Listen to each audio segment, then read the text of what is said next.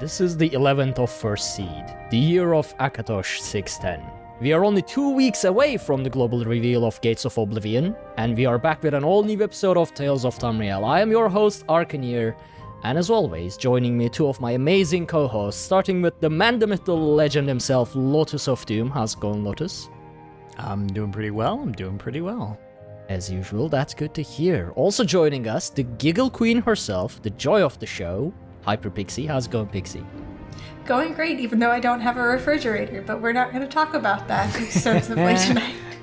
I mean, I kind of wanna, even though it's completely irrelevant, it's such a rant that I'm sure a lot of people enjoy. Might as well That'll bring be it up my at some tales. point. Yeah.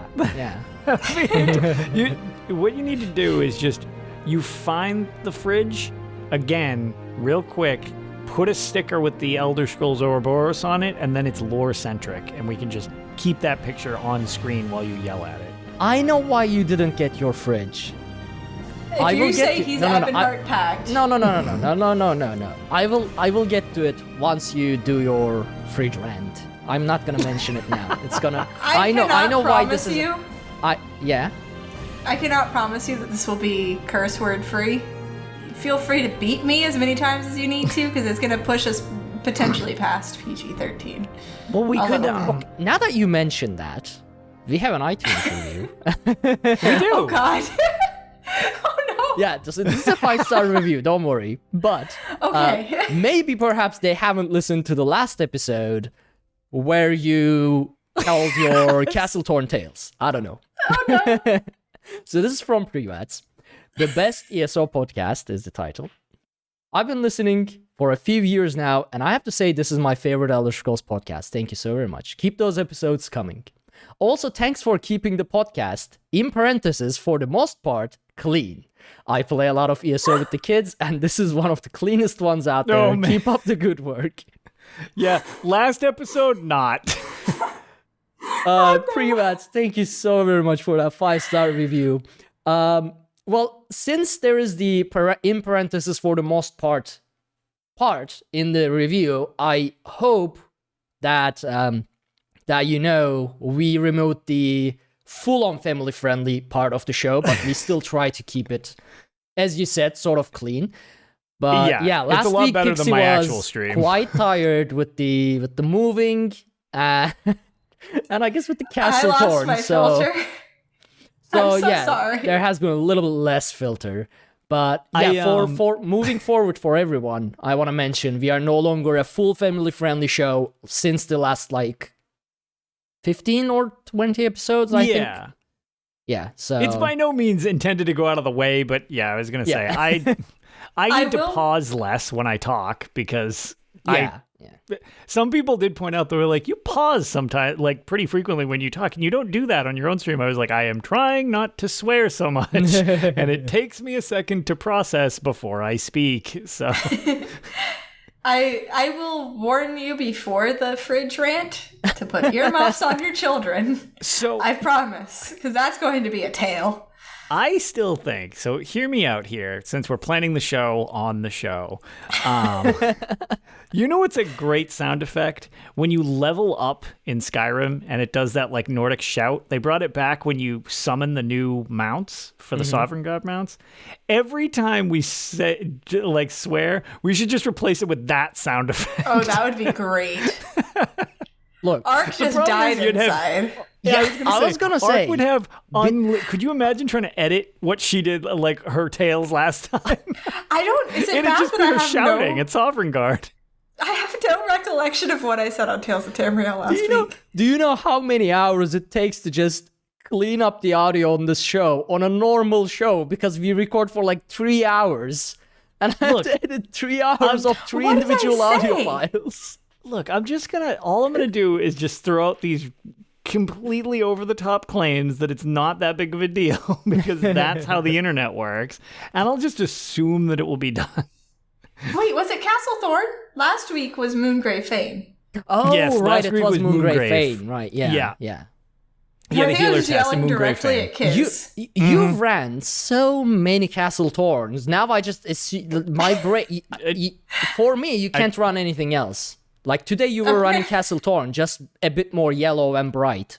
It's Yeah, Castle Thorn and the colored rooms, perfect. I clearly did not run Castle Thorn because I cleared tonight. Spoiler alert for my tales. Ah, man, the show is ruined. There's spoilers. No. Oh, man. You still don't know what mystery dungeon it was, but it surely was not Castle Thorn. Because that is the bane of my freaking existence. Is that? I was gonna say, have you still not managed to get through the hard mode? No. Oof. Apparently they changed the execute. And it sounds like it's... I actually have It moves some... the whole time. I the actually whole have execute. Wait, really? tales or news. Mm-hmm. That's what Lego told me. I haven't been in there since Interesting. then. Yeah, I haven't run it recently. So In before, very it's not an interesting. intentional change, but it's just bugged. Wait, it's bugged? It turns I out thought it's it was... just like, whoops. Yeah, apparently the circle moves the entire time until she's dead at the end. Wasn't that always like that? No. No. You have the two phases of it moving. Well, it starts with not moving, then it shifts to moving, and then the final one is there's garbage everywhere and you're standing still, if I remember correctly. Right. It moves too at one point because I've gotten down to like 7% and then died. Yeah, I don't remember that. There was a lot of screaming and how many immovable pots can one dungeon possibly require the first time we cleared it. So I also, it's really vague and intermittent when I go back to remembering that. Yeah. SD, and here comes Pixie's Tales. Nordic concert starts. I didn't realize that I popped off so much last time. I must have been so tired. It was a healer test. You didn't appreciate being healer tested last time. Yeah. Apparently not. I no yelled my prior little warning. heart out. I got all of my energy out cursing at you guys, and then I fell asleep. Is how last Tales went. I feel better today. I will still probably curse a lot because of the refrigerator. I was gonna say I feel better today until the refrigerator. All right. Well, so we have a small amount of news, so we are gonna get into these tales very fast. But before we get into that, just a quick reminder about our YouTube channel that is now quite active with edited 10-15 minute videos of our gameplay sessions from games like Elder Scrolls Online, Escape from Tarkov, in the future New World, or other games that we play. And that is at youtube.com/dungeoncrawlernetwork, where you can still find the video version of this show as well. You just need to go to our channel, which is the youtube.com/dungeoncrawlernetwork, and it will be on the main page, just unlisted. So it's not going to be in your subscription feed. Just want to mention that. And as for our small amount of news, we only have the Crownstore showcase for January 2021 to talk about. But I want to talk about it because there's some cool items that are coming. So, first of all... one thing I got. Hmm? I said including one thing that I got. Oh, which one did you get? I hate farming motifs, so I totally got that. Oh. Arkaniir, That's a cool motif. Right. whatever the thing you can get from Stone Garden. We started working on getting a team together to run Stone Garden hard mode, since that's the one that I still need to clear. Then I'll be back to all the challenger things of the speed no death hard modes. But yeah, even though I'll be in there, I don't like the RNG on motifs. It's just I get the same pair of axes 40 times. I can't take it. I can't handle it. So I just sell the motifs, and it's just cheaper to buy them right out the start. There you go. I guess. Yep. If only the Horned Dragon Shield motif was also tradable, so I could pay what it's worth and get it. But no. I was about to say I would have sold it to you, but it's more fun to not sell it to you. Plus, I'm not on NA mainly, so I you could've had needed it on on NA. you. No. Then maybe you would have played Not with with us this some more. ping. Not with this ping. Excuses. See, I can play Escape from Tarkov, which is an indie game made in Unity, which is terrible for networking, like disaster for networking, and play it with 130, 140 ping in the US servers. Then I log into ESO US servers and I have 250 ping. I can't cast my skills. Skills are overrated. I think we went over this in the pre-show. Light attack, light attack, light attack. Light attack. Well, I'm a tank, okay? I don't do light attacks. Light attacks all right, are fine. Block, block. Heavy block. Yeah, exactly. All right, Crownstore Showcase. We didn't even get through one item in the Crownstore Showcase. Perfect. So finally, we are getting a statuette, those miniature statues for ESO Plus members. The Son of Skyrim statuette, which is one of the best looking actual like in-game statues in the game. Except it's small, so hopefully at some point they will add one of the they will add it as a large statue as well, and maybe even give it in one of the collector's editions, I'm hoping. But for now, you'll just have to make do with the small one. We have some motifs. If you crouch down and get really close to the small one, like if you put it on a table, get really, really close to it, and like angle yourself just right, you can fool yourself into thinking it's large. Well, at least I can take a screenshot with it, I guess, yeah. Yeah. Oh, yeah. If you take a screenshot from the lower corner, make it play look with huge. the perspectives, yeah. Exactly. You got this. So there's the Hazardous Alchemy Motif, which is going to be available from January. Oh, it's already available. We are recording. Yep. What is today? 10th. Okay, well, not 10th for you, but 10th for me since I'm in the future. You're slightly more in the future than we are. Yeah. In 30 minutes, we'll be on the same day. Mm-hmm. Also, this is the motif I think you mentioned, Lotus, because this is the one that drops from Stone. I was saying Arkan thing. Yeah, it's this one. That's what Hazardous Alchemy. Yep. So there is this motif, Ysgramor's Ascendance armor pack, and I don't know how I feel about this. It's gonna be available from January 14 to 21, and although I want to like it because it's Ysgramor, it is odd. Like, other than the helmet, that is just Ysgramor's helmet, like the depiction, the rest of the armor is just a bit... It feels weird. I don't know. Mm-hmm. So I'm cool with the rest of the armor, but the helmet's too tall. It would make me average height if I wear it. I understand that's Ysgramor's thing. It's just not my thing. Yeah. So I'm fine with the rest of it. I just don't want the helmet. Yeah, it's... well... I'm sad that I don't love it immediately, but it is what it is. You just wear it and learn to love it. Now this is probably something I'm going to spend crowns on. The Ebon Steel Knight Arms Pack. Now this is a very cool looking... Actually, I forgot that I usually had these on stream. But, well, it's not... I didn't set it up this time, so we'll just... Here, describe them as best as we can. Go here. There, click on that, follow There along. you go. Yeah, it's in the link. And if you are watching this on YouTube, you can find it on the Elder Scrolls Online's website. So there's the Ebon Steel Knight armor pieces, which are very, like, low fantasy looking equipment, which I love. So they're not shiny, they're not glowing, they're not in weird Daedric shapes. They're very well made, nice weaponry. So I really like those. There's the, actually, those will drop from Imperial City boss encounters, and you'll be able to buy them with event tickets, and it will be available during Mid-Year Mayhem. Then there's gonna be the Sentinel of, however you pronounce that, Rukugams or whatever, arms pack. It's the dude from Darkshade Caverns, the, basically... Dwemer Colossus guy. Well, not Dwemer Colossus, but Dwemer... What are these guys called? Centurion. Centurion, there you go. Thank you. So, yeah. Just throw a whole bunch of consonants at the wall and that's his name. It's fine.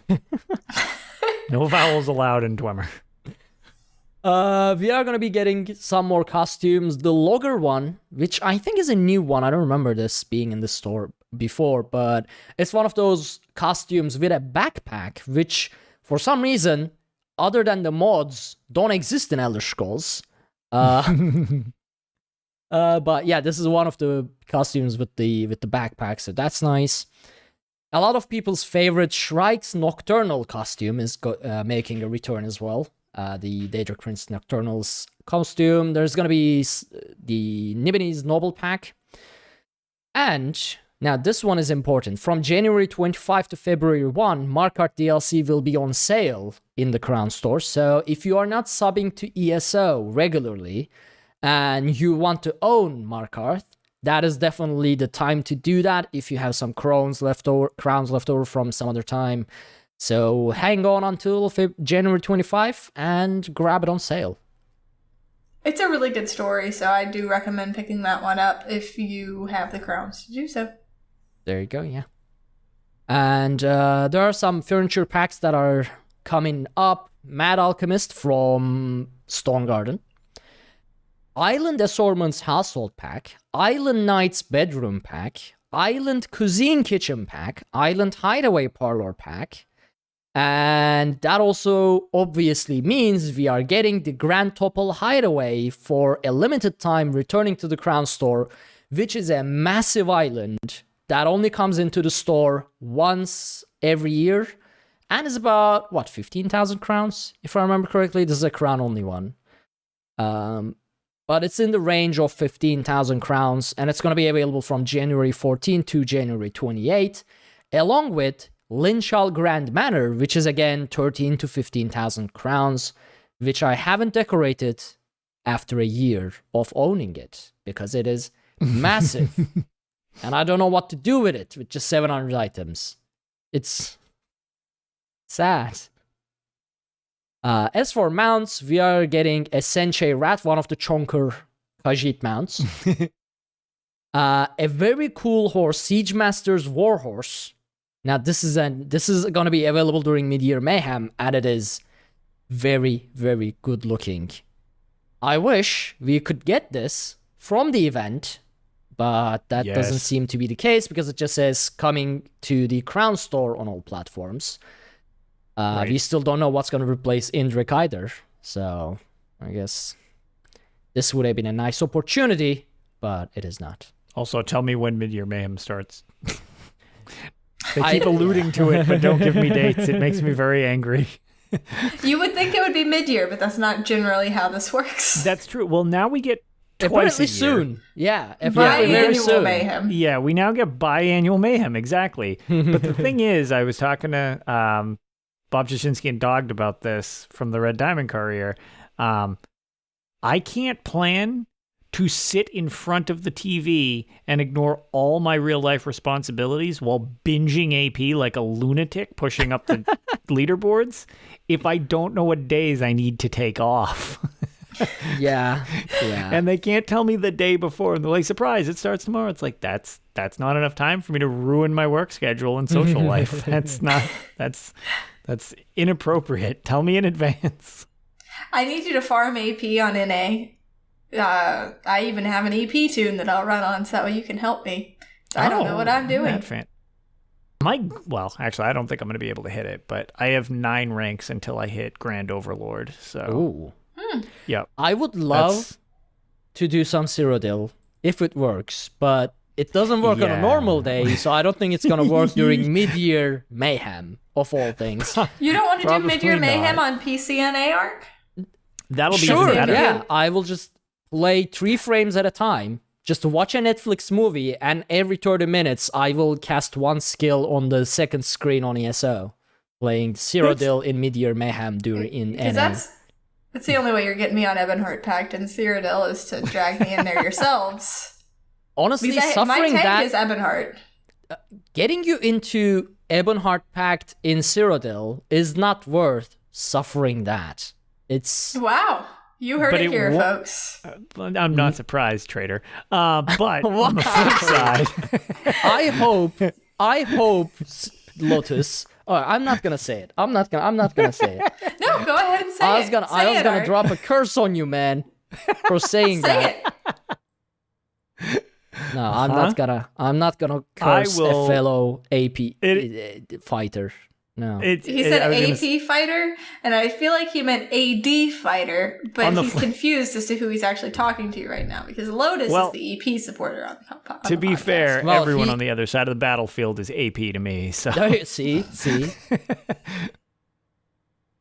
Unless they're better than me, then I'm going in on one of my Dominion characters.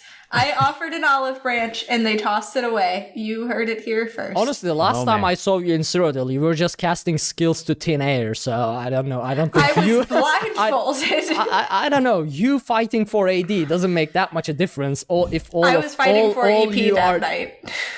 Well, still, you were fighting, quote unquote.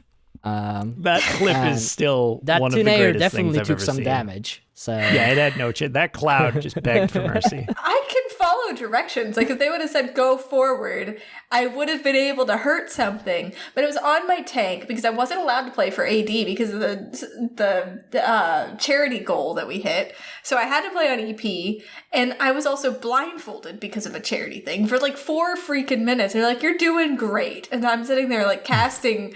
I'm pressing random buttons and like heavy attacking the air. I'm like, I think I'm doing something. And I was in the middle of a freaking field all by myself.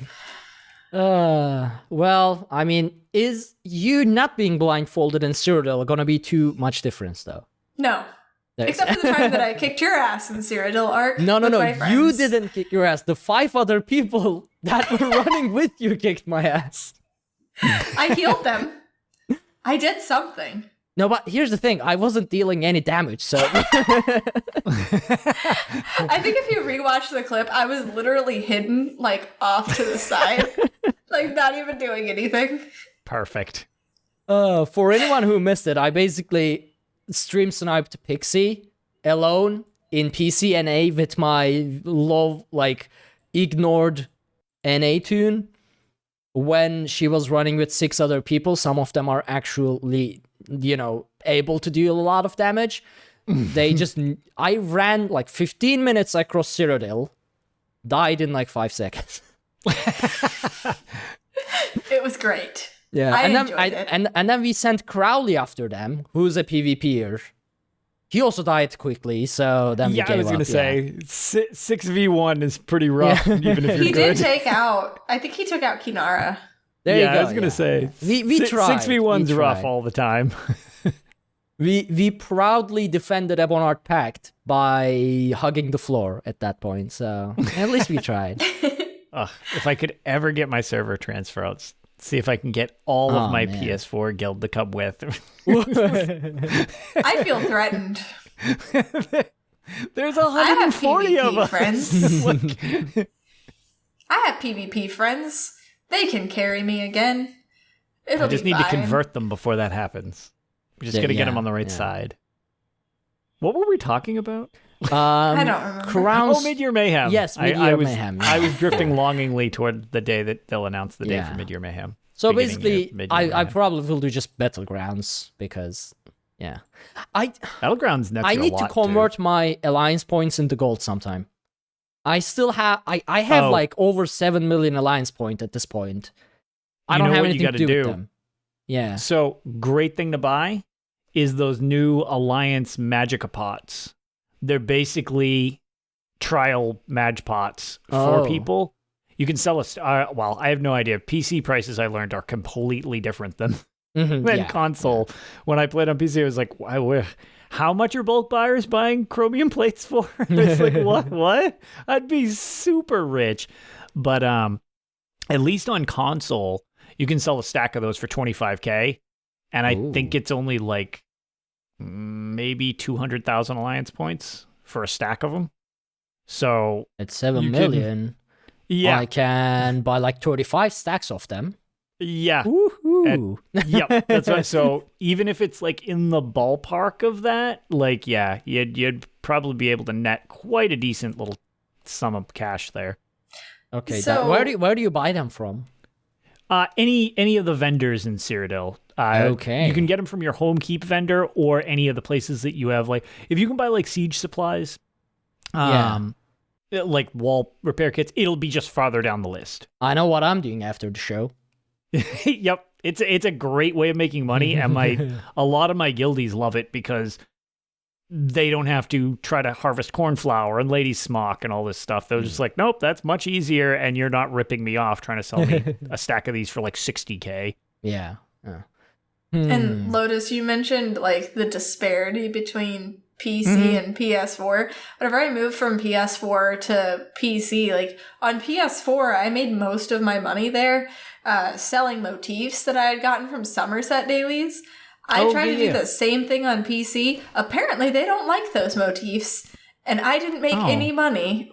And because I was making some really good cash over on PS4, because motifs would sell for like a lot of money for the easy to get one, just because people didn't want to farm them.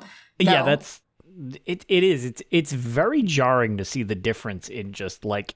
I guess with the add-ons and existence of like Master Merchant or Tamriel Trade Center and everything like that, people are better at, increasing the price because they constantly have an idea of how much things sell for. So they can like slightly go higher, do a better analysis of the traders and things like that. Yes, it's much easier to compare prices when you have that. But the biggest one, I think that this is my guess, when you have Lazy Writ Crafter. Oh, that too, yeah.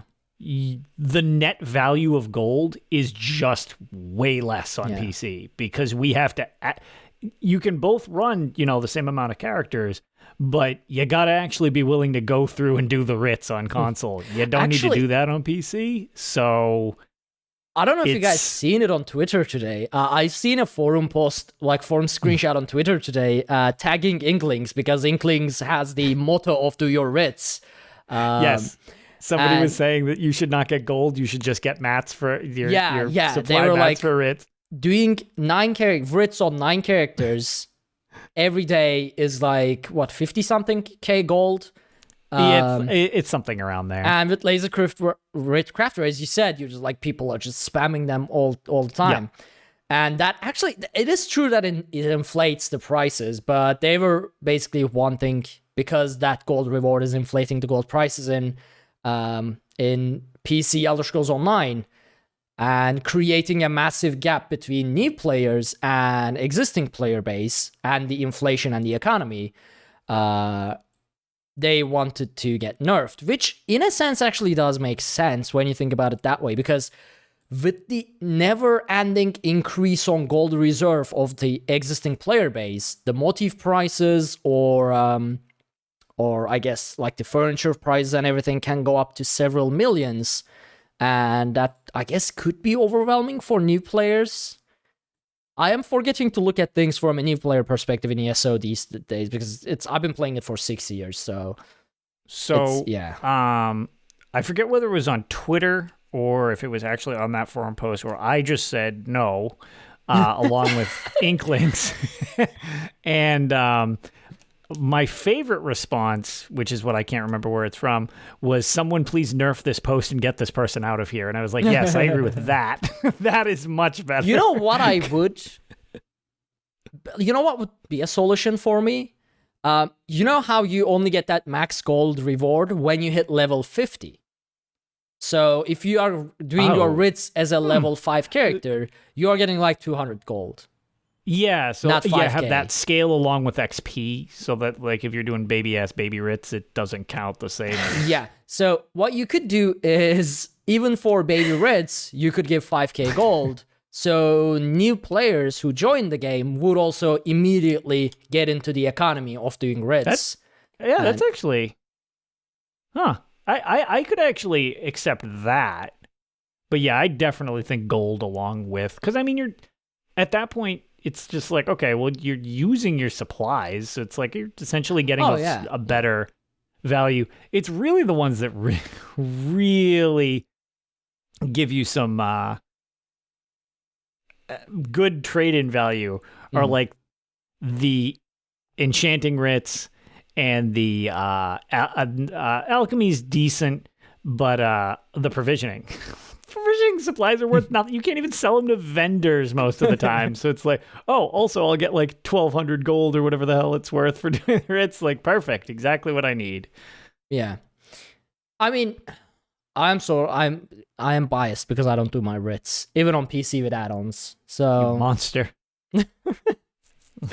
Look, I am so bad with repeatables. It's It's nothing against the writs. Okay, definitely do your writs. That's your. If someone comes into the stream or asks me like on Discord or whatever, what is a good way to make money in ESO? Do your writs. I don't do them, but do your writs. Well, the thing is, some people are really dedicated, like they do it on like tons of characters. I do it on my main character, and I do it on Arkaniir because they're both like top of the thing. Arkaniir is actually like a master crafter. He's digging his way toward Grandmaster Crafter. So the two of them, I get tons of gold mats from it as well as gold. So I just like those two. But that's like, okay, I'm not going to do it on 9 characters or whatever it is. Because it's like, okay, most of these I don't care. And also I don't consistently have a sub. So that's also a nightmare of just item management trash fire. I do it occasionally whenever I remember. 2 characters? I do it only if I have absolutely nothing else to do. Like, if I logged in just to jump around because I got so nothing else to do in life that I automatically launched ESO.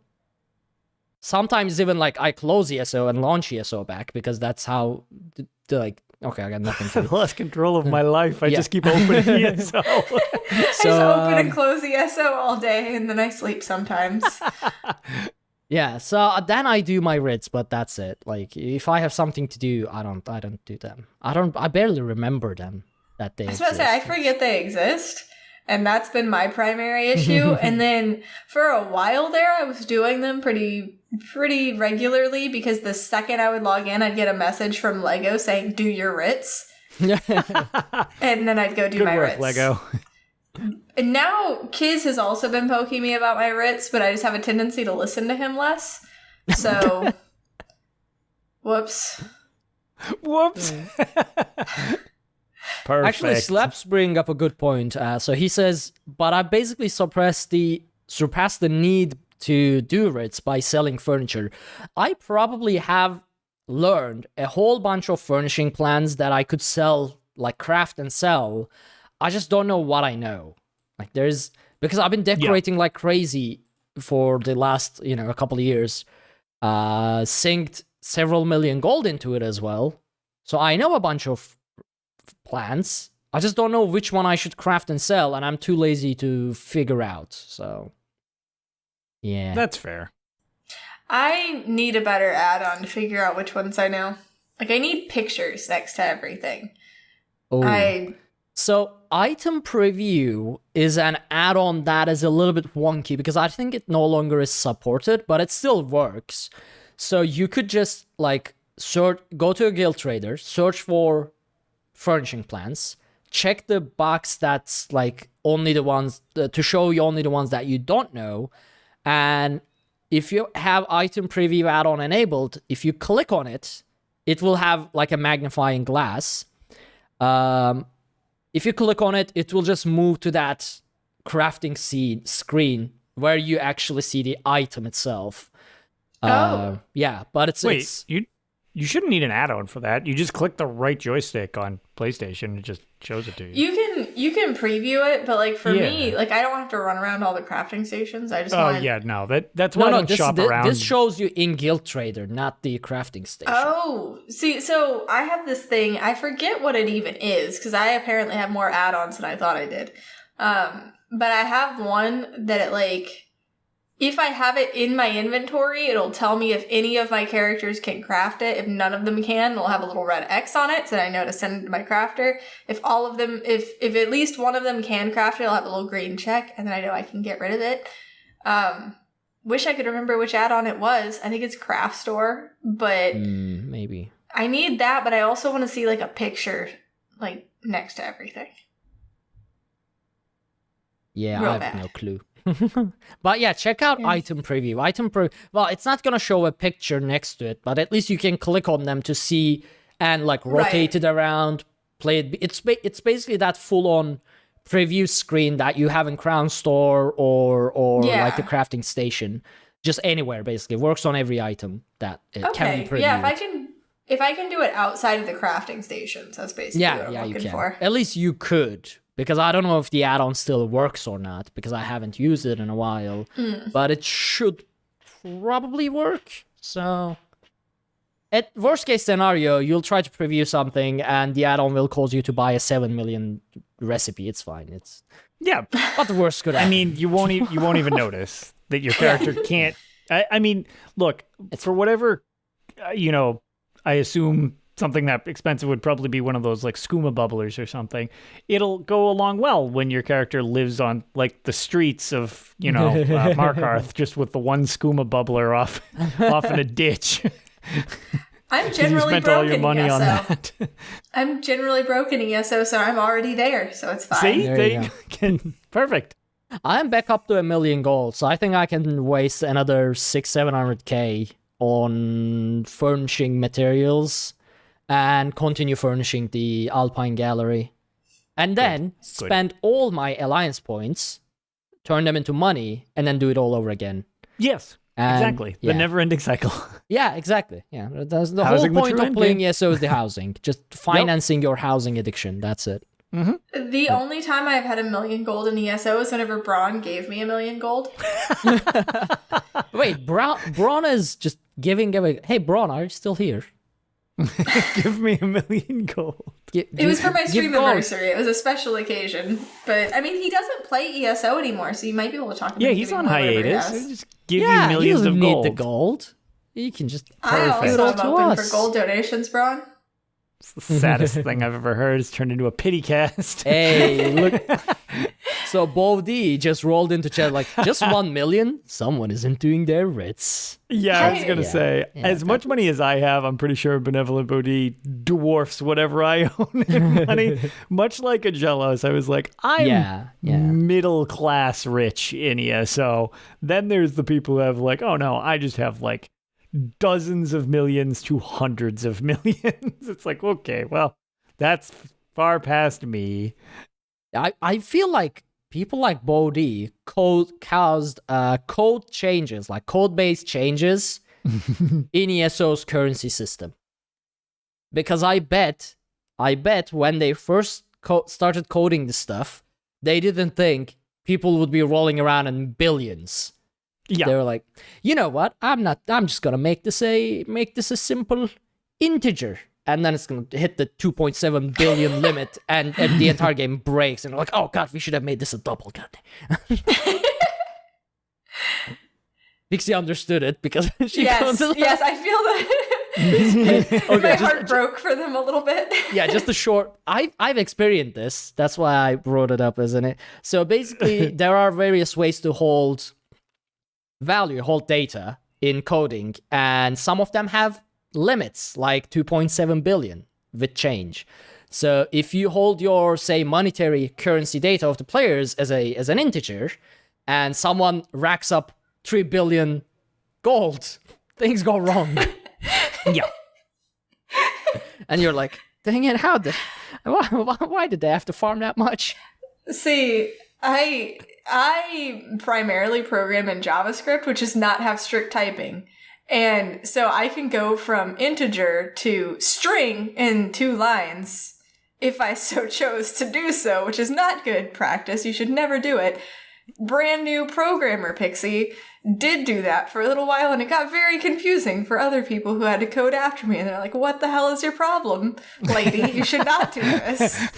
And I was like, oh, that's a problem? JavaScript let me do it. I was a PHP dev, and they hired me for this job for some reason, and I just got carried away because this is fun. And then I knocked it off. But yeah, yes. Yeah. I also work in databases, so I understand that pain too. I haven't had anything break on me yet, but it's a matter of time. So yeah, just I sometimes forget to not do programming jokes. So I don't. I like programming jokes. Yeah, but like it's not that fun when you have to explain it. So at my work, we have this like company all call every single day, and they want us to post a joke of the day, and like each team takes turns doing the joke of the day. And whenever it's one of the dev teams, it's always a programming joke or like a Linux versus Windows versus Mac joke or something like that.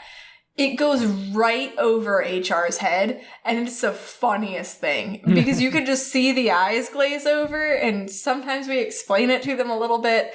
Other time, there was one time the lady pretended to know what we were talking about and tried to explain the joke back to us. And it was just so far off base that none of us could quit laughing. It was fantastic. I highly recommend this if your company also makes you do a joke of the day. Anybody listening? Just post very obscure things that only your team will know and just watch the confusion on your Zoom call. It's great. That's a legit advice. It's hilarious. It's way funnier than the jokes. One last item in the Crownstore showcase. We're still on the Crownstore showcase? No, there was one last item, which is also related to the Alliance stuff, but then we derailed into, everywhere. Literally all of the places. Yeah, all over the place. So we haven't even gotten to the refrigerator there's gonna be, starting on January 28th, you will be able to purchase an Alliance War skill line bonus consumable. So this is an experience bonus scroll, but for your Alliance War skill line. So it's only gonna be available to players above level 10, so you can actually, do PvP. And it's gonna increase the gain of Alliance War skill line ranks by 50% for 1 hour. Works pretty much the same as what's his name? The experience scrolls. So yeah, I guess between mid-year mayhem, if you are leveling a new character and if you just want if you hate PvP but just want the Alliance War skill lines for your PvE endeavors, this might help you out. So yeah.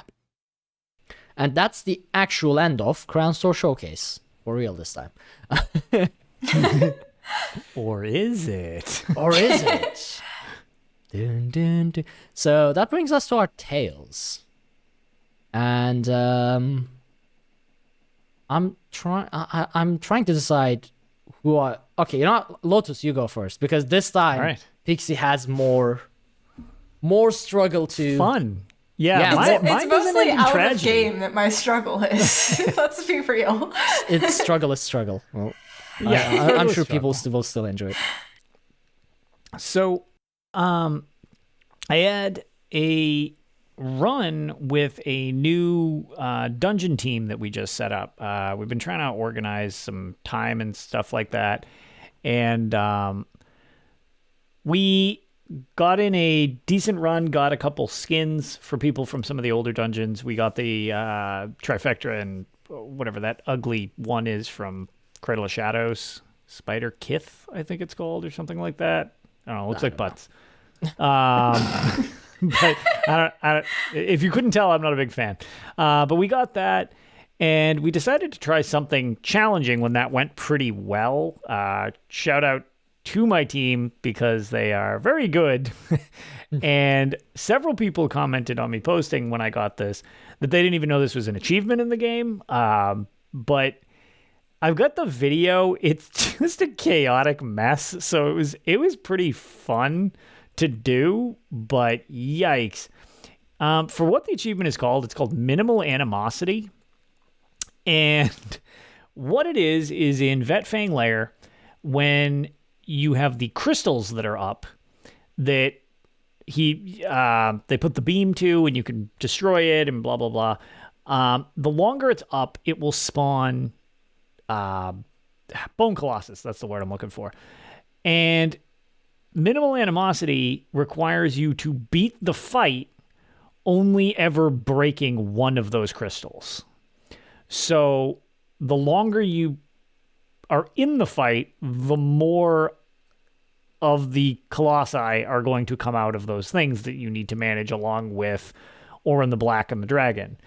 Our approach to start was to nuke the boss so hard that we didn't ever have to worry about breaking any crystals, because we were like, well, I mean, if we do it even faster, and I mean, to be fair, they do some shocking DPS, and I was like, all right, I'm down with this. Let's try this out.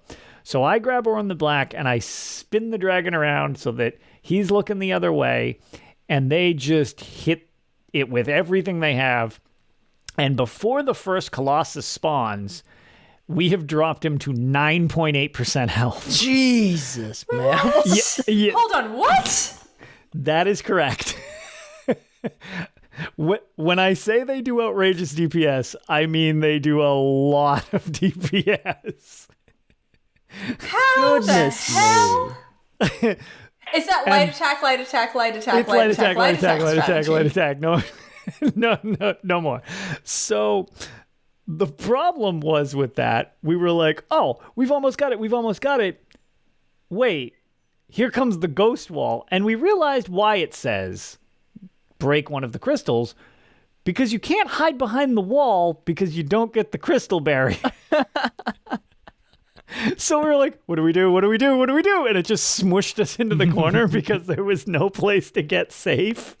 So even like trying to do that, we're like, oh, I guess we need to break one crystal. So on our second time, we went in and I forget something happened. Oh, I forget what happened. We did it on our third try. For some reason, we did something wrong on the second try. Third try, we did it.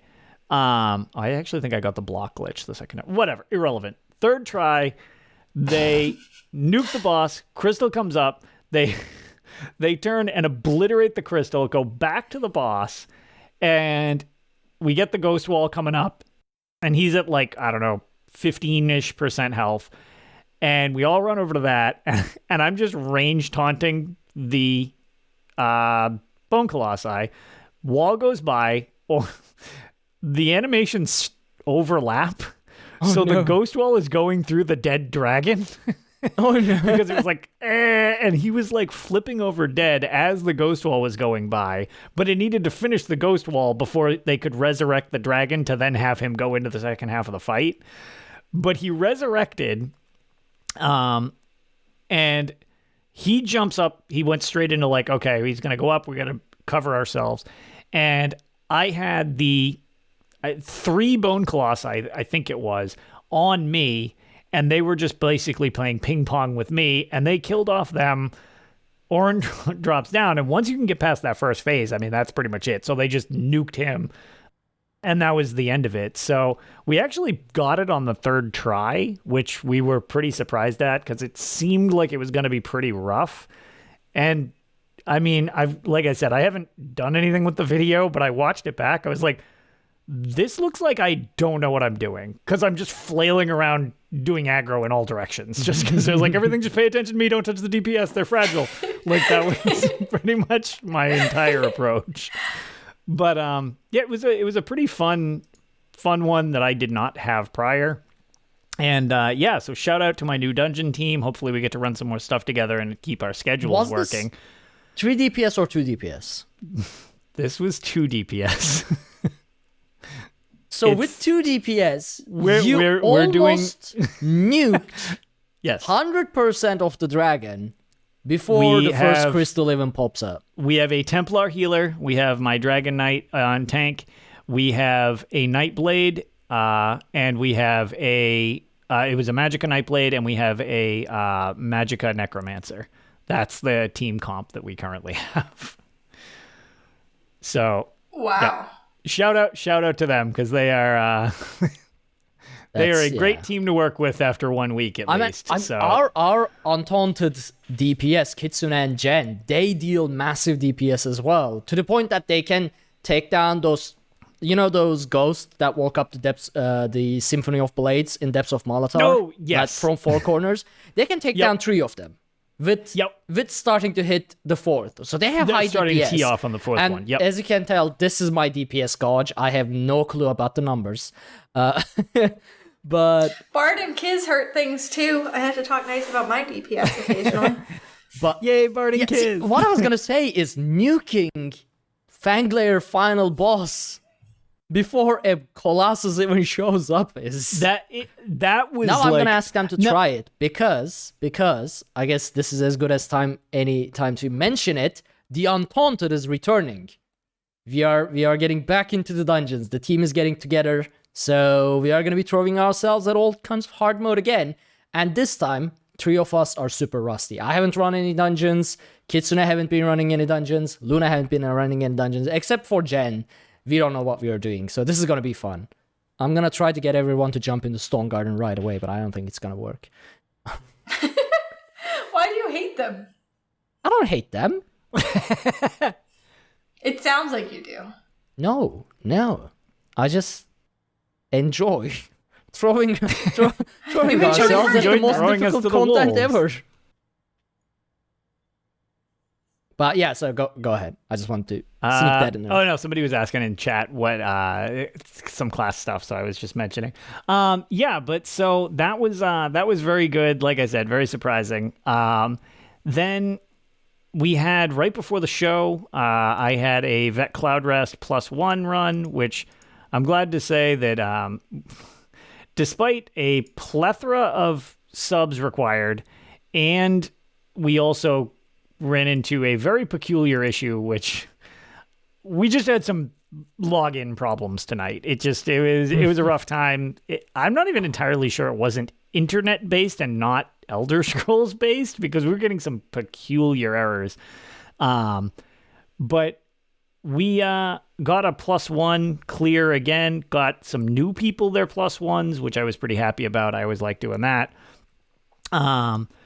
And it was nice. It was nice to have a nice clear again, because we've had some issues getting the whole team on track. And especially when you have 5 subs on your team, it's nice to get the +1 clear, or plus whatever you're doing. It doesn't need to plus anything. It's just having that many subs on a run and still getting a clear is just very, very nice. So that was very cool. Glad to do that again. But then into the tragic versions of things. My favorite. On Tuesday, I was called in. I was watching a movie, and I got a message of, is there any chance you could come tank Halls of Fabrication Vet Hard Mode? And I was like, it's 10:31 at night. I was like, I need to be up. I don't. And then followed by, we're at last boss. And I'm like, oh, okay, that's much shorter. I was like, what? This is kind of weird. Why? So I join up, and I'm like, all right, whatever. That's we are at the final boss call is always a little bit suspicious. Like, oh, what am I about to walk into? Guild appears sus. So I join, and they're like, we started super late. We basically had people that just had to leave because of time restrictions. And I'm like, oh, okay. I'm down to give this a shot. How comfortable are people? I was like, this is something I've never done. I was like, I've beaten Vet Halls of Fabrication, and I didn't like it. I've been liking it more. I realized that some of my issues with it were who I ran with, apparently. But I was like, it's fine. I was like, but I know how this fight works. But I was like, how different is this? And they're like, that's fine. We got it. You just take a second. So I've learned that Vet Halls of Fabrication hard mode is essentially the exact same thing as Vet Halls of Fabrication. No, it just hits harder? It hits a little harder. There's a couple more fabricant adds, and the boss has like an extra 12 million hit points. Right.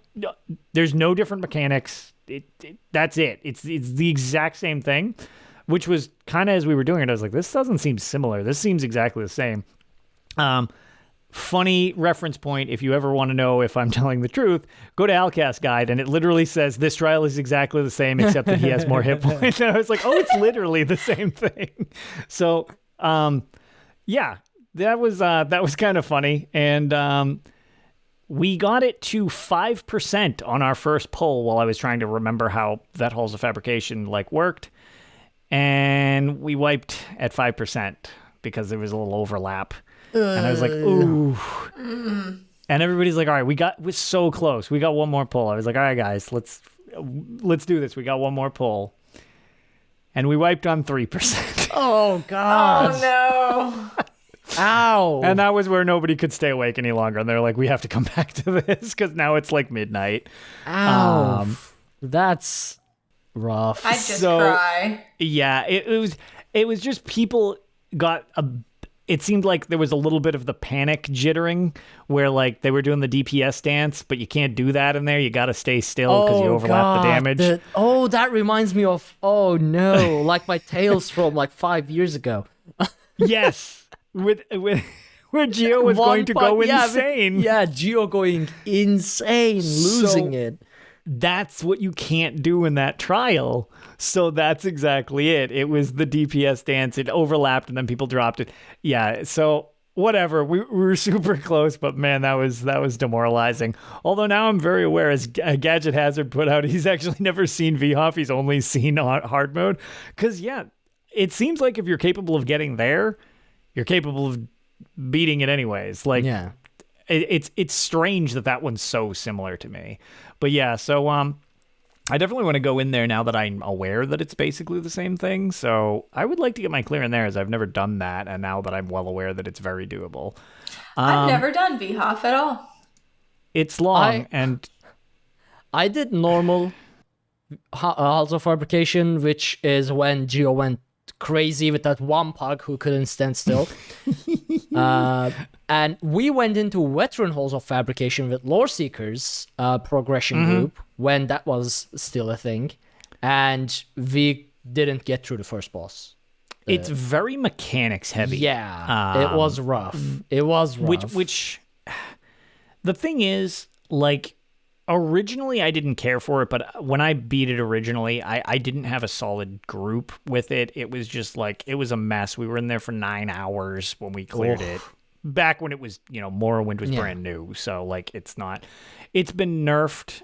It's also, like, people have experience with it. Everything's easier when you do it over and over. You know what I mean? Oh, yeah. But it was like, my first experience and my only real experience with clearing it was pretty unpleasant. But since I've messed around with it and cleared it on, more recently with teams, it's much more enjoyable than I remembered.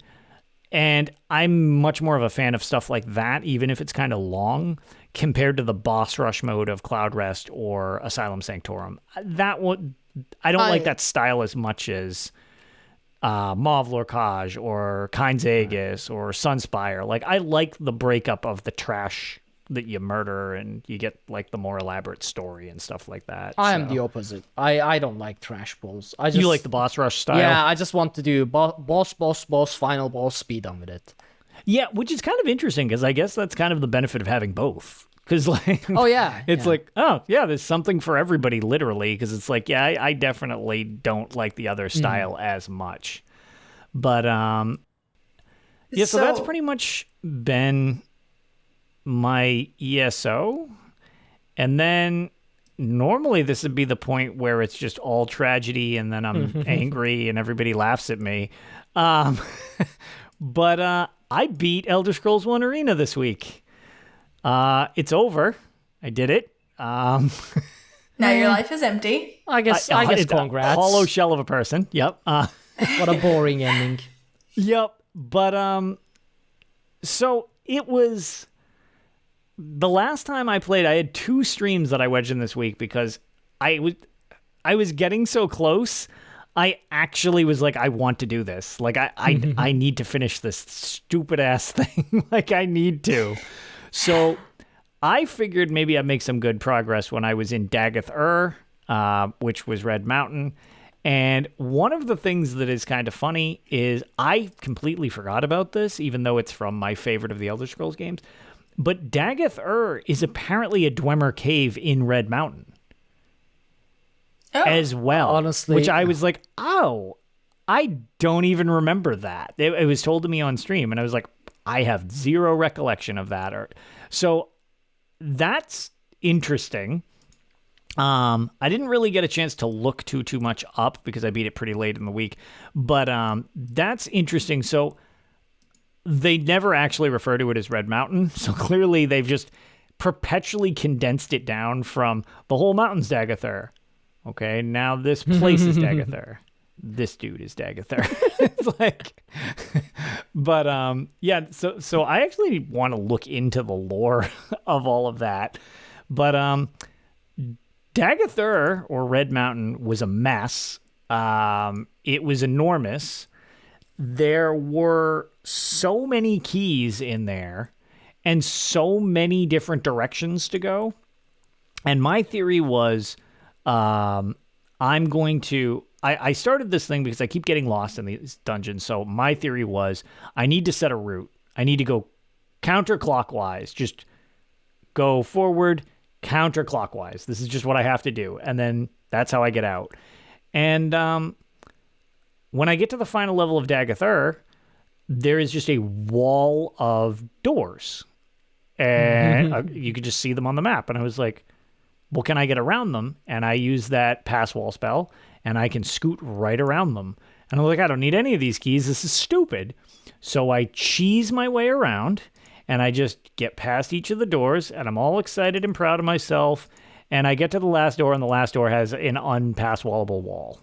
And I was like, okay, fine. I'll just get this key. So I look at that key, and it's like the diamond key or whatever. And then for the next 5 hours, I proceeded to get every fucking key in the entire dungeon before I find the diamond key. And the diamond key is directly in the middle of the map in a room that is just every direction I went. I ran out of places to go. I was like, it's glitched. It has to be glitched. I don't know where else to look.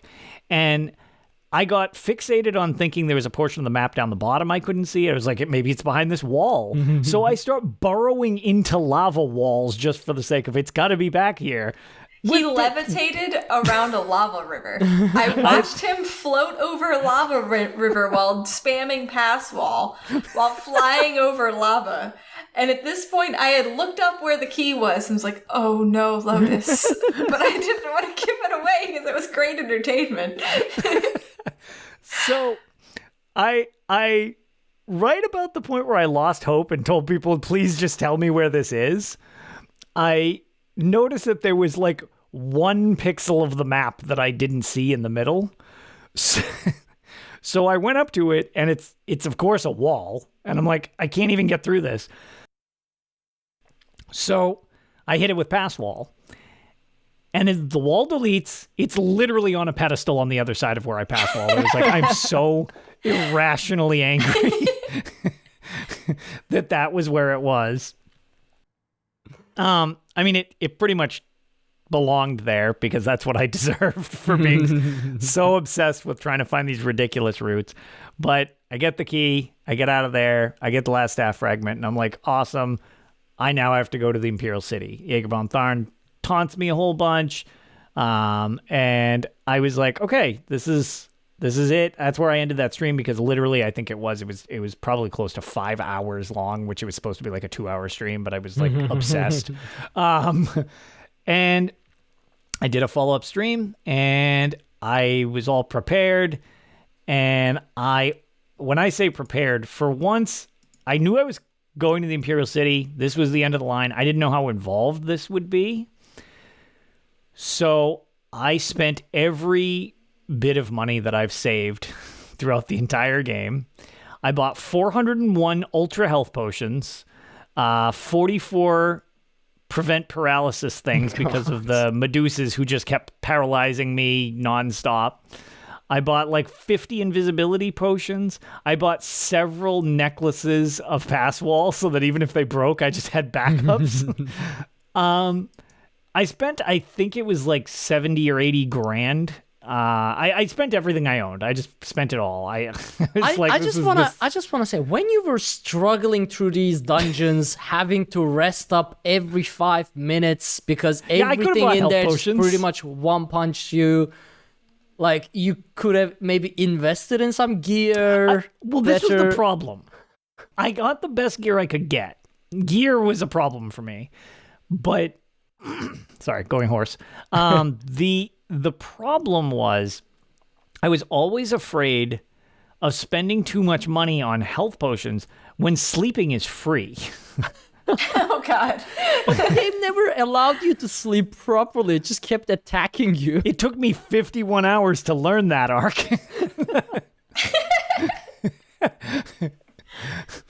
So I saved all my money for the assault on the Imperial City by getting pounded into dust for 50 hours throughout the game.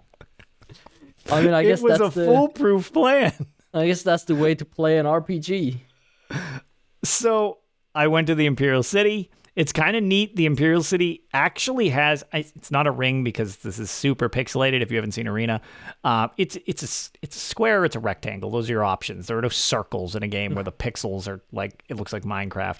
But like the way the Imperial City was set up actually resembled like if you had a wheel, but you made it a square wheel, like you were really bad at building wheels.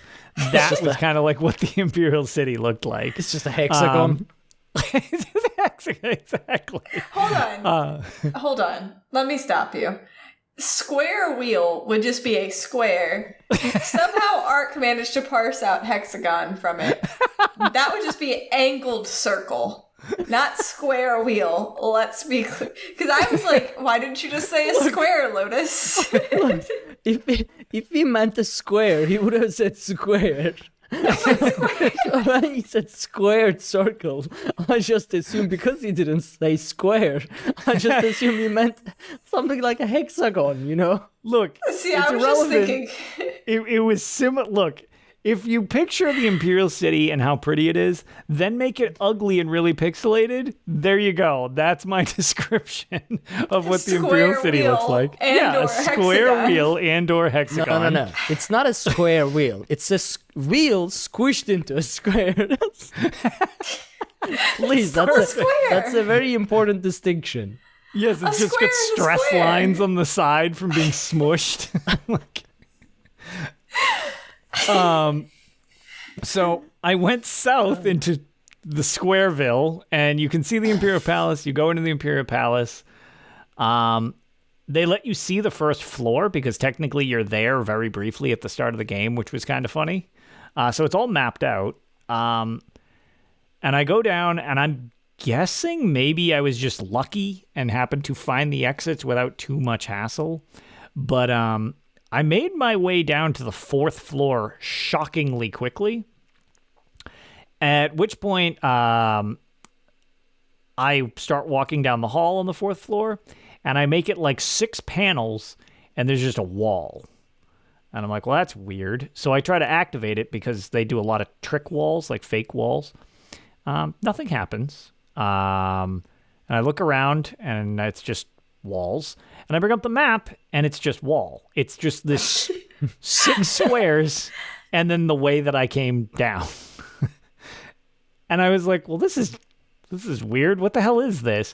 And then I hear a god-awful scream, because the game has some very interesting sound effects that kind of sounds like a dragon, which is the sound for the liches that they make. And I start taking massive damage, which is great, because in my game, I'm in a square with nothing there, and I'm just now getting peppered with massive electricity damage. And it turns out that the developers, as if I hadn't made this apparent enough, the developers are assholes, apparently, because this was a dead end. It was a way down so that you literally just get stuck. Nice, cool. I love that. If you don't have pass wall, which luckily I did. Several of them. A lot of them. See? Prepping by saving my money through gratuitous abuse the entire time. I was able to delete the walls around the area, go out, murder the lich, but I was told afterwards that if you don't have pass wall, you actually have to go back up to the previous floor and find the other exit to go down to get into the main chamber. Yeah. That wall was literally designed just to see if you had pass wall. Wow. And I was like, that just seems, again, mean-spirited. Like, I don't understand why you would do that. So I was warned by TES Benefactor while I was down there. He's like, this will be entertaining. And I was like, well, I don't like hearing that because I know you've beaten this, so you know what's happening to me. And I walk forward, and the lich that I make reference to, there was one of them in Dagathur. It's a new enemy that you would never encounter previous to.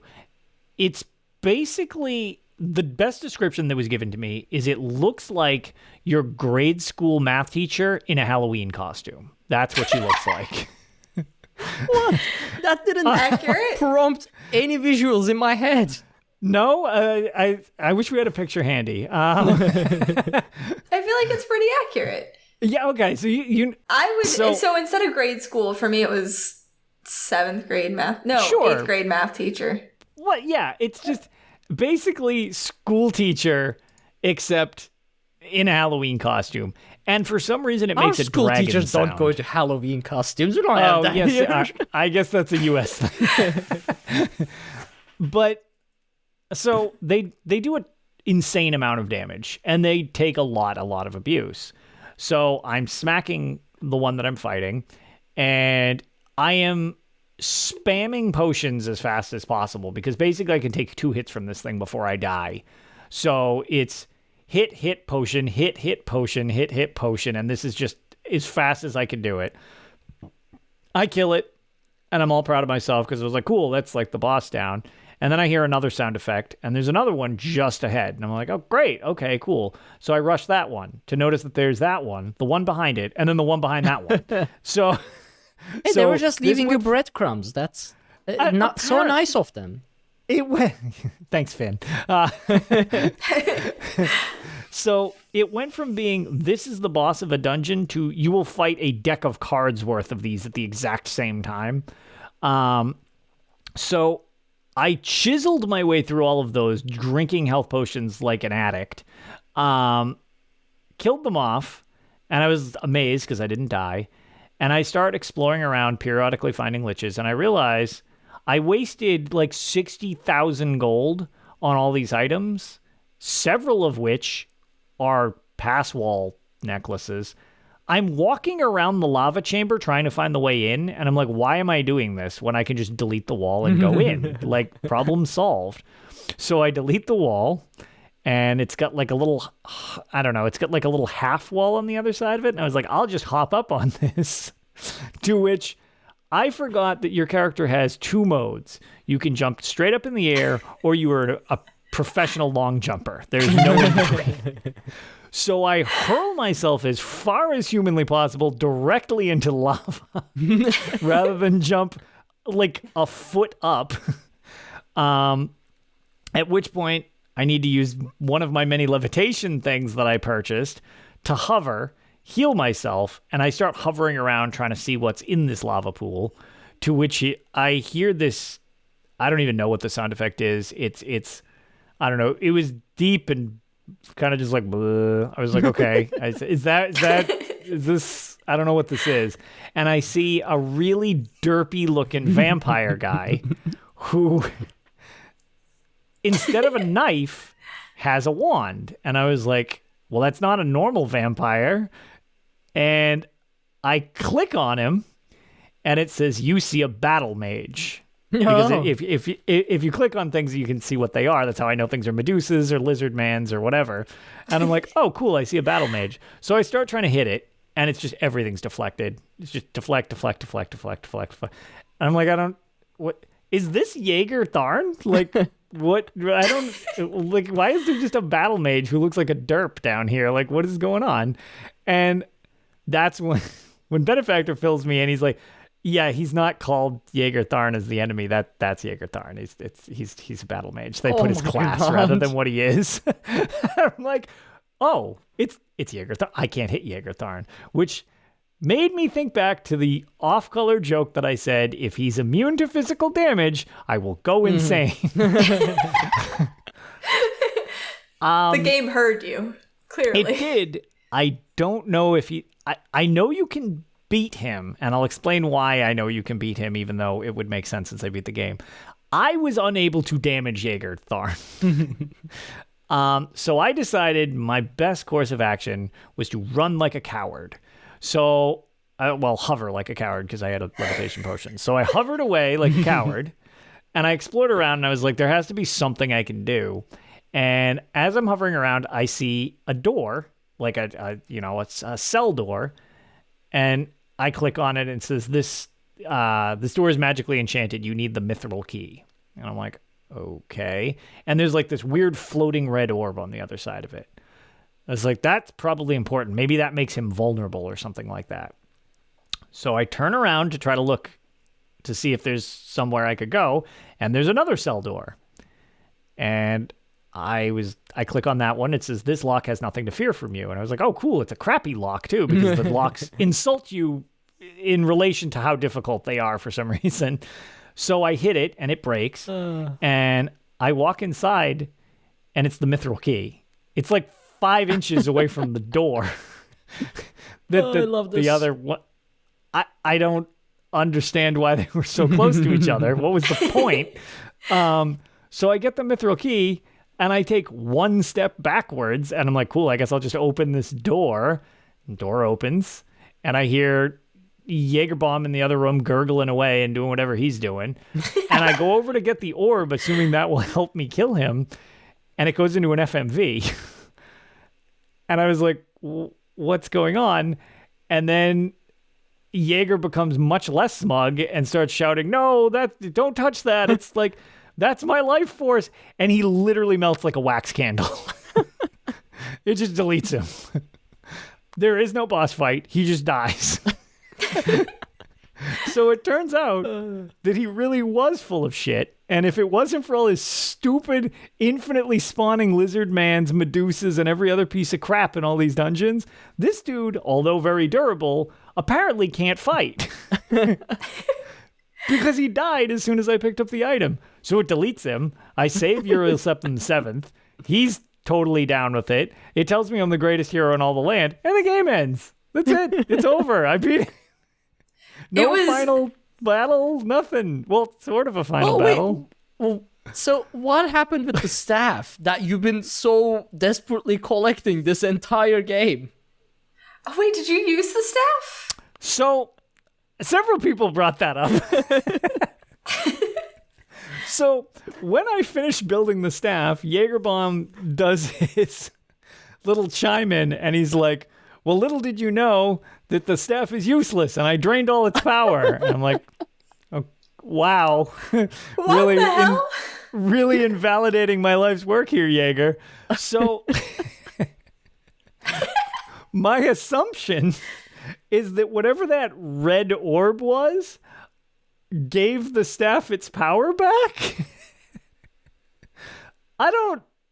So look, wait, you could have saved yourself 50 hours of absolute suffering, go straight to Imperial City, delete walls, and poke Jaeger's life force orb, and he melts. Well, yeah, and I wouldn't have even really needed that much. Like, I probably could have done that had I been able to scoot past all of the liches.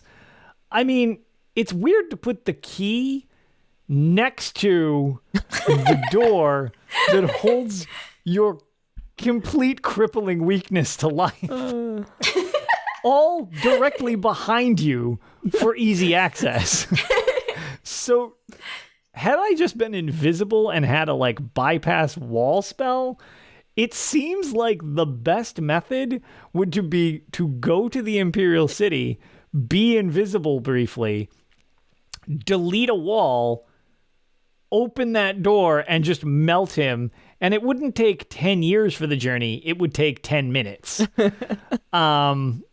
So, yeah, that's how Arena ended for me. The epic ends. The ending to the game that started this all. Yep. And just as confusing as it was to play is how it ended. I was so looking forward to that final stream because I was like, okay, this is either going to be the hardest freaking boss fight I've ever witnessed somebody complete in my entire life, or it's going to be so easy that the amount of buildup is just ridiculous. Yeah. And he beat it in under an hour. I was like, yeah, wow, it's definitely that second one. Yeah, I was so prepped. I was like, all right, I got 3 hours blocked off for this crap. I've got all these. I ended the game and I had used granted in a 56-minute stream, I used 14 health potions or something like that, which is a bit extreme. But I ended the game where it was like, I could have used all these health potions. Like, I didn't need this to the end. Yeah. I could have saved myself countless hours in these other dungeons. But so Arena's way easier than the way you played it if you just don't hoard things. Yeah, so the moral of the story is don't be like me and play these things blind unless other people just get amusement out of watching you fail at them. Because my method, let's just say that I clearly did not consider playing the game the way the developers thought that I should play the game. So I just looked up Elder Scrolls Arena speedrun, and the rank 1 is 18 minutes 56 seconds. All right, so I was pretty close with the 11-minute joke. I wasn't too far off. Wow. So, yeah. I suppose you could have just gone to Imperial City and just So apparently the answer literally deleted was Jaeger just, yeah, great, cool. I feel like you need a hug right now. Yep, so Based there's on your Mateo. face. No. He needs to play Battlespire. Yep. So he feels a lot better about the arena's ending. So, yeah, the next sadistic challenge will be Battlespire. I've got it set up. I haven't made a character yet. Some point this week, before I start the game, I will put up a vote. I'll use the Tales Twitter, and people can vote on what class you would like me, or not what class. I mean, I don't even know if there are classes. Don't do it. I assume there are. No, I'm going to do it. I'm going to let people vote on what race character I should pick for the next game, because I picked Redguard for this one just because of the... I don't know what I'm doing with the next game, so whatever. Like, just whatever. Like, don't do it. Why not? Yep, so... If High Elf is not chosen, I'm disappointed in all of you. Every single listener. I'll be very disappointed. So go and vote Altmer for Lotus. You know what? I'm gonna vote Altmer just so he joins my suffering.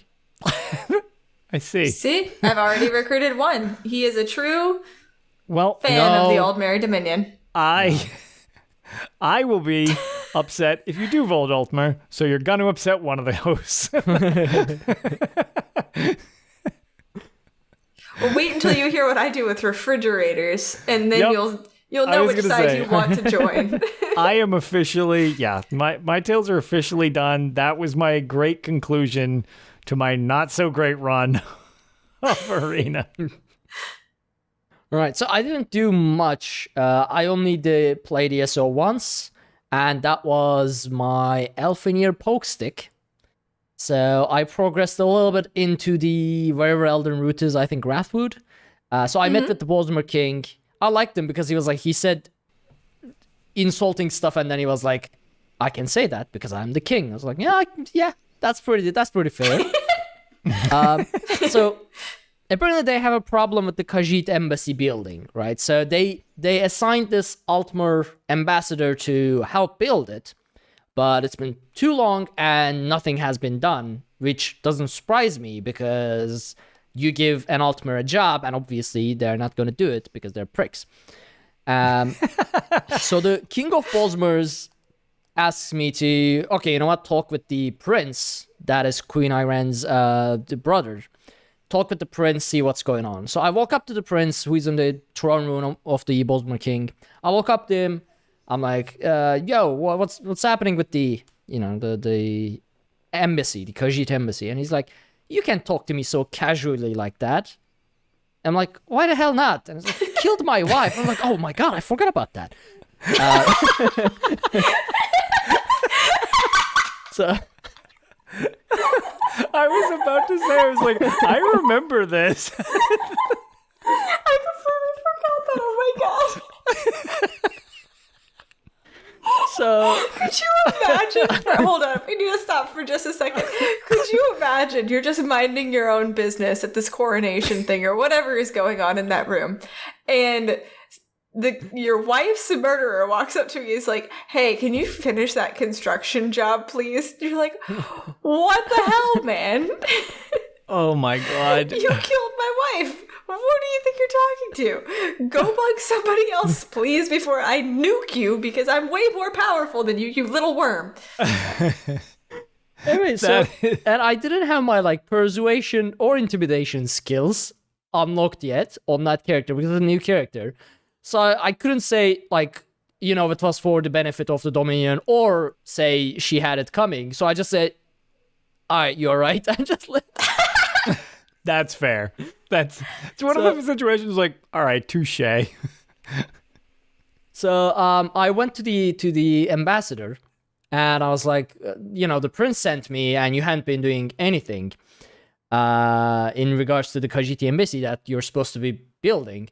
And, you know, she told me about the storage room, the Bosmer workers, and everything like that, told me to go check them.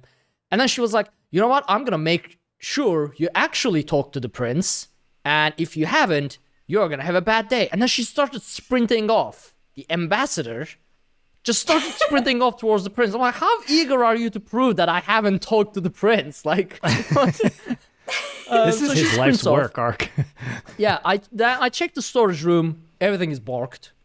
I checked the, like, Bosmer workers. They're dead. And, like, so this whole thing blew up in pieces. And turns out she wasn't running off to the prince to make sure I actually talked to the prince. Apparently she was running off to the smuggler's den to escape because she's a crooked Aldmeri ambassador, which makes sense because Aldmeri. So that I wasn't surprised about that. So yeah, that's pretty much where I left it. So I met up with this Bosmer hunter, and we are gonna go into the like places underneath Elden Root, basically that big tree, because apparently there are smugglers who live there, and an ambassador can just hire a boat and escape.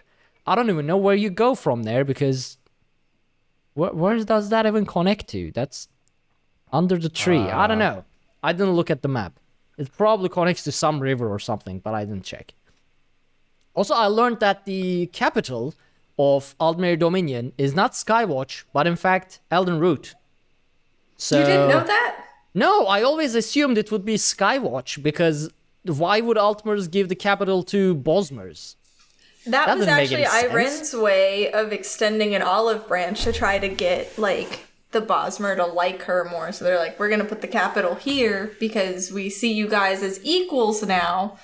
And she was trying to convince the other Altmer, like, yes, you're equals now. So they're like, okay, we're gonna put it with the Bosmer as a way to unite the people, and it didn't really pan out the way she wanted, but it was a good obviously, gesture. Because Aldmeri society sucks, and obviously that wasn't gonna work. And she's naive to think. Wife. She's naive to think that it would. Look, yeah, it's. I mean, she was an Altmer, so he's an Altmer, she's an Altmer. Yeah, I probably shouldn't have forgotten that. Kind. I probably shouldn't have forgotten that. Why don't you talk about your refrigerator? Or when I eliminate... Yeah, I was going to say, or when I kill random people's, you know, significant others. Okay. So, I don't know if I should start with my tails or with the refrigerator, to be start completely with tails, honest. and then we'll do refrigerators before we end the show. Yeah, refrigerator closing. Okay. So, we went back into Vet Moongrave Fane hard mode. This time, Kiz finally got me before stream to actually upgrade my Master's Resto staff to gold and trade it correctly. Because apparently I had enough rosin for it and just had no idea that I had the mats for it. And I also had enough transmute crystals and all that. So I upgraded it, and it's now the correct trait. He's like, this should make things much easier. I was like, how much could it actually be different? Whatever. And first part of the it goes fine. We get to the final boss. I'm suddenly just blowing through these debuffs, and I'm like, holy crap, this is so much easier. Because it's like a couple hits from some heals, and they're done. Also, it helps that I understand the mechanic this time. So that'll definitely help, yeah. Yeah, so I'm not just trying to hit 2 bursts and expect them to be out of it and just wondering why they're not taking heals anymore. So I now understand the mechanic. I now am doing significantly more healing than I was last time. We get the boss down to 13%. We are in execute. I get cocky and also get a raid at the same time. I glance over because I was like, I just need the name of the person who just came in so that way I can thank them and let them know, like, I'll get to them in just a second. We need to wrap this boss up. Glance over, see who raided me, glance back, both DPS die.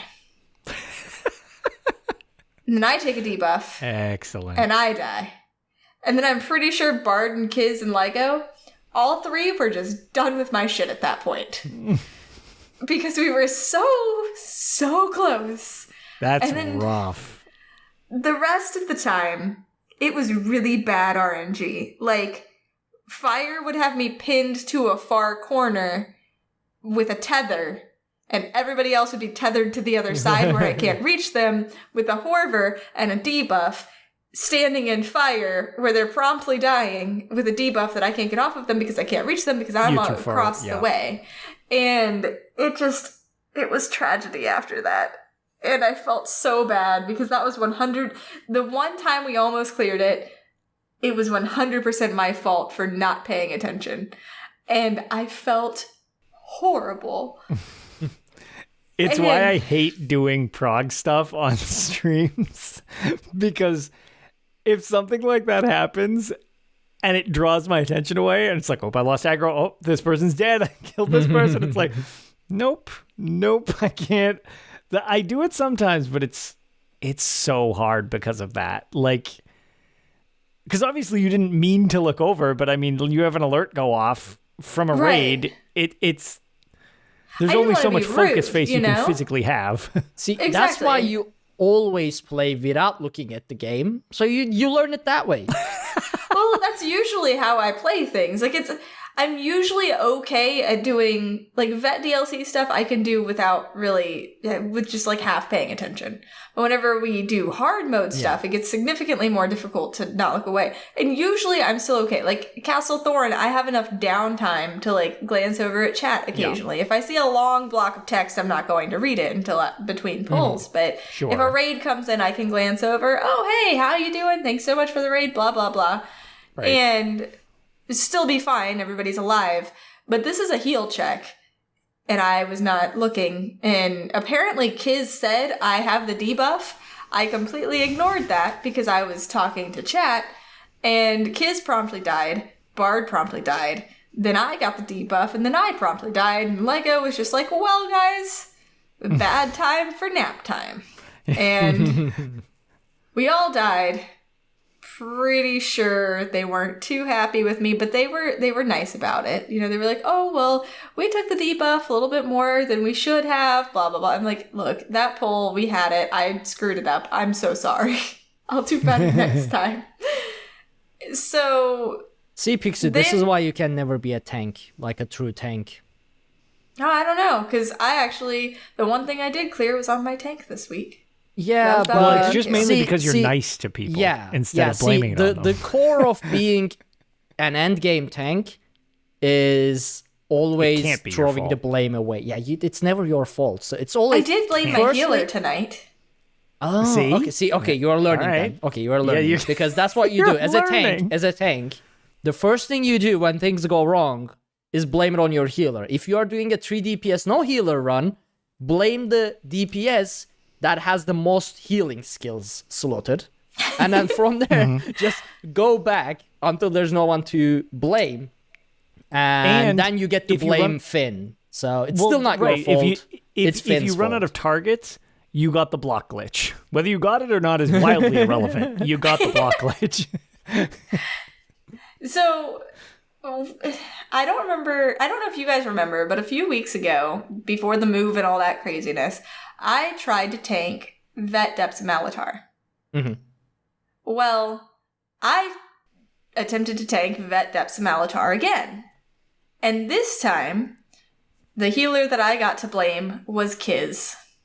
I mean, you can blame Kiz whether if he's the healer or not, but that's true. It just made it very easy to blame Kiz. I only did it a couple of times, though, because they nuked the whole freaking dungeon. The only time we got a little bit struggly, and I kept letting the Aurorans, it was the sphere boss, and I would hold the Aurorans on the stairs next to the sphere in the center, but they would root me. I couldn't see anything. Everything just looked like it was glowing white. And then one of them would get loose because I could not tell which ones I had taunted and which ones I hadn't until they would run off. And then I would try to pull them back, but then they would line of sight me because they'd just take off and the DPS would just do a fun little ring around the rosy thing. Or it liked Kiz a lot too. And so like trying to get them back was a problem that I ran into. Tab targeting was not helping me because of tab the wrong one. But after a few pulls of that nonsense, we got it and it was fine. We did try the hard mode a few times and it went better than I was expecting it to. We didn't clear it on hard mode. We got to the second phase. Okay, and nice. That's what I was going to say. Second phase turns chaos. Yeah, because I would hold him on the edge because we were trying to cheese it. But I wasn't, like, skilled enough to get him away from the wall touching him on the edge without the wall touching me. Yeah. So that was a problem because then he was enraged.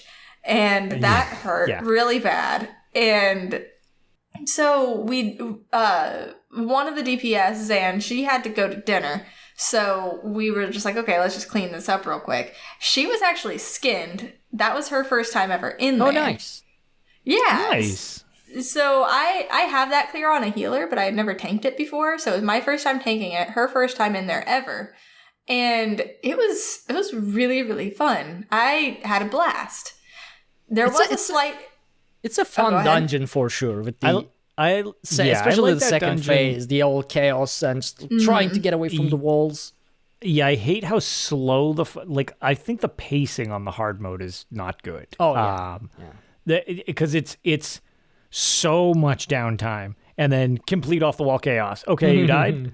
So much downtime. Our problem when we were, doing it to start with, we were like, it's tough to just focus enough to be alert through the part that's very little threat. And then everything hits the fan at the same time. And it's just like, and that's the part you want to practice. But the only thing I wanted to just say, it's interesting that you were trying the cliffside thing. I actually find that is, I don't know. I actually don't like that quote unquote cheese. I don't think it makes it that much easier. Really? Getting everybody on the same page so that they're there, but not getting clipped by walls, not getting smushed in the corner, not falling off the level. I don't know. It just never seems like... That AoE always seems to kill everyone. When we tried it on the cliffside, it just nuked everyone. And so when we did clear it, we were just running around. Yeah, so I like there's a back corner you can bring them to. It's like along the cliffside. It gives you a little movement room. And we would go to there and then shift to the arena, then back there and then shift to the arena. That's been the way that I've done it. But it's just like, I know a lot of people use that cliff thing you're talking about. And it's just, I've always found that ends up being more of a struggle to me than it seems like it would be. Yeah. We're going to have to try that again if I ever want to do that hard mode. Or really, because I'm going to need that hard mode clear on my main anyway. Yep. All right. Maybe on my tank at some point too, because it really wasn't that. It didn't seem that bad, at least until that last phase, and then I just immediately it just takes practice to get used to all the walls coming around. Also a little bit of RNG, because every now and then the walls come in a way that you just you accept your fate, and you're like, whatever, I'm gonna die. Yep. Right. That's like the achievement for not letting him ever get enraged by any wall. There's an achievement for that? Yes. That was my achievement that was my achievement that hit 40K. That was the one we did. How? How is it possible to not get him touched by any walls? That sounds... So what you have to do at the start of the fight, when, the phalanx is before you go to the colored rooms, he's too fat to really fit well through there. So you have to knock out 2 wall segments to squish him through. And okay, that's not a problem. Anything.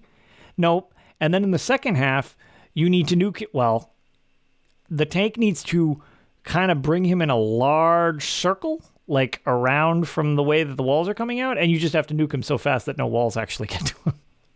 Wow. Okay. It's not as hard as it sounds with a little strategy. With a little strategy and a heck ton of DPS. Yeah. Well, I don't know. I'm not a DPS. I just assume that 100k is normal, right? No, I'm just kidding. I don't know how DPS works, man. My DPS do 300k. I don't know. Isn't that average? I don't know. That's right? We just kill bosses with one skill. I have to stop things for just a second because Kiz put in chat, to be frank, I'm not a great healer, so it was going to be rough. Kiz kept my ass alive, so he did a great job. I am a difficult tank to heal because I forget that block is a thing that I should be doing. That I've seen, yeah. To heal. The heavy attacks and the laser beam, yeah. I just stand there and just assume that it's fine. To be clear, I'm holding the right mouse button, but I don't realize that I'm not blocking because I'm also pressing all of the buttons.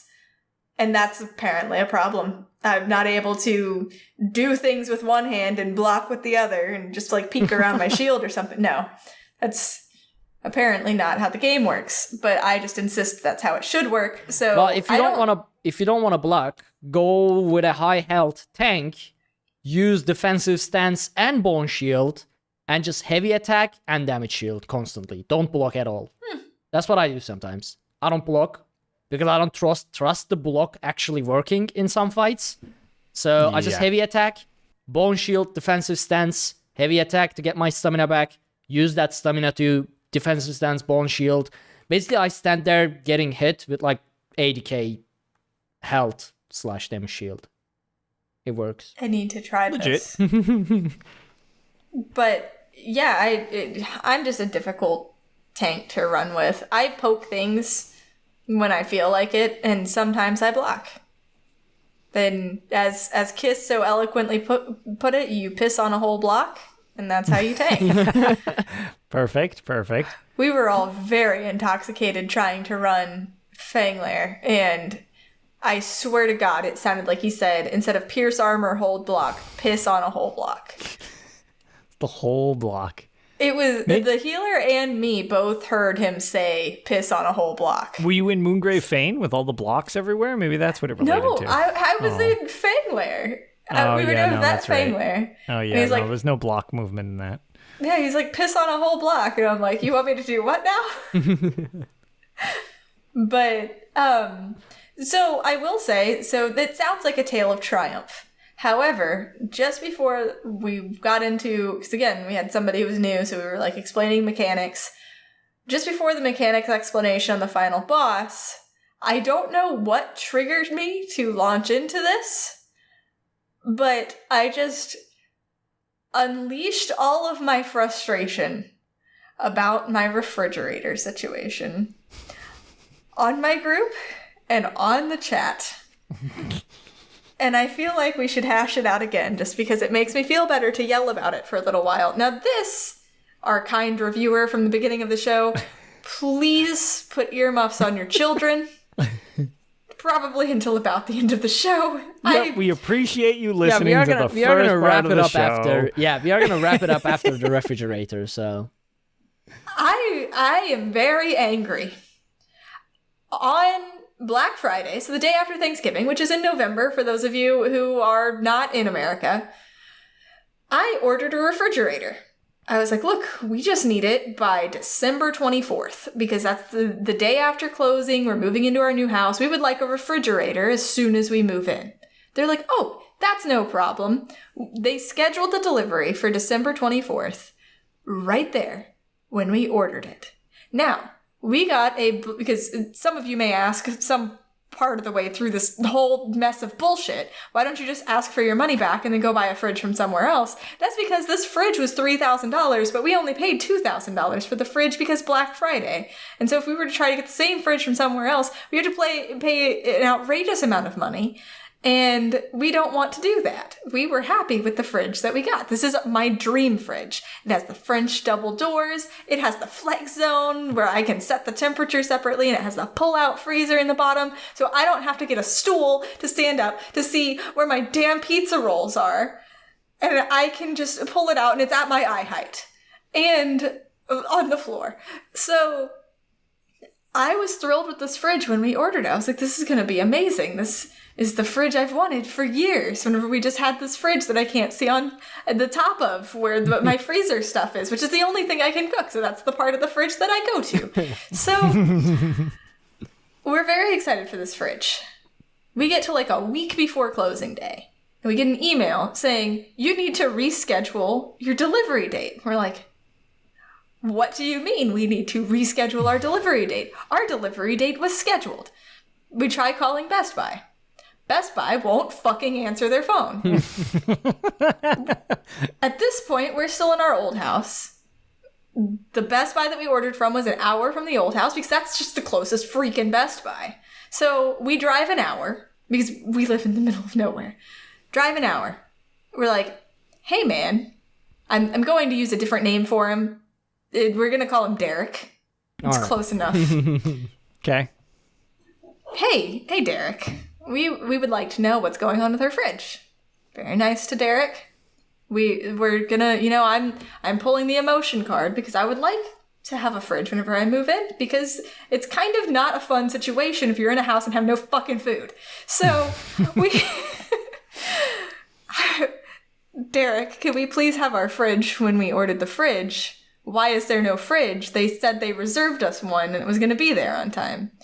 Well, a lot of people ordered the fridge at the same time and the warehouse database doesn't update very quickly. So we oversold your fridge. And because your delivery date was later than somebody else's delivery date, they gave your fridge to them because they needed the fridge sooner and they thought you could wait. I'm like, so can we reschedule it for like the 26th, like day after Christmas or something? Oh, well, the thing is, it's showing middle of January. I was like, well, that's a problem because we need to keep food cold and would like milk in the house that is not spoiled. And so he's like, okay, listen, this is what we're going to do. This will get you the fridge fastest. We are going to ship it to the Best Buy that is closest to your new house, which is about 25, 30-minute drive. So You're still placing the order through this Best Buy, which is 45 minutes from the house we're in right now, an hour away from our old house, so a little bit closer, but it's still a drive. We're going to place the order here. It's going to, instead of coming to your house directly, since it looks like a store has ordered it, it's going to go there first before it goes to anyone else who wants this fridge. So it's going to go to the store, and that store will immediately ship it to you. And we're like, are you sure they won't just sell it out from under us again? We're absolutely sure. It'll be tagged for your name. It'll be fine. So we're like, okay. A couple weeks go by. We've been trying to call them. We're experiencing a higher number of calls. Please call again later. After an hour on hold, and then they just hang up. There's no leave a message. There's no continue to hold. There's no leave your number and we'll call you back. Just click. Thanks for wasting an hour of our lives.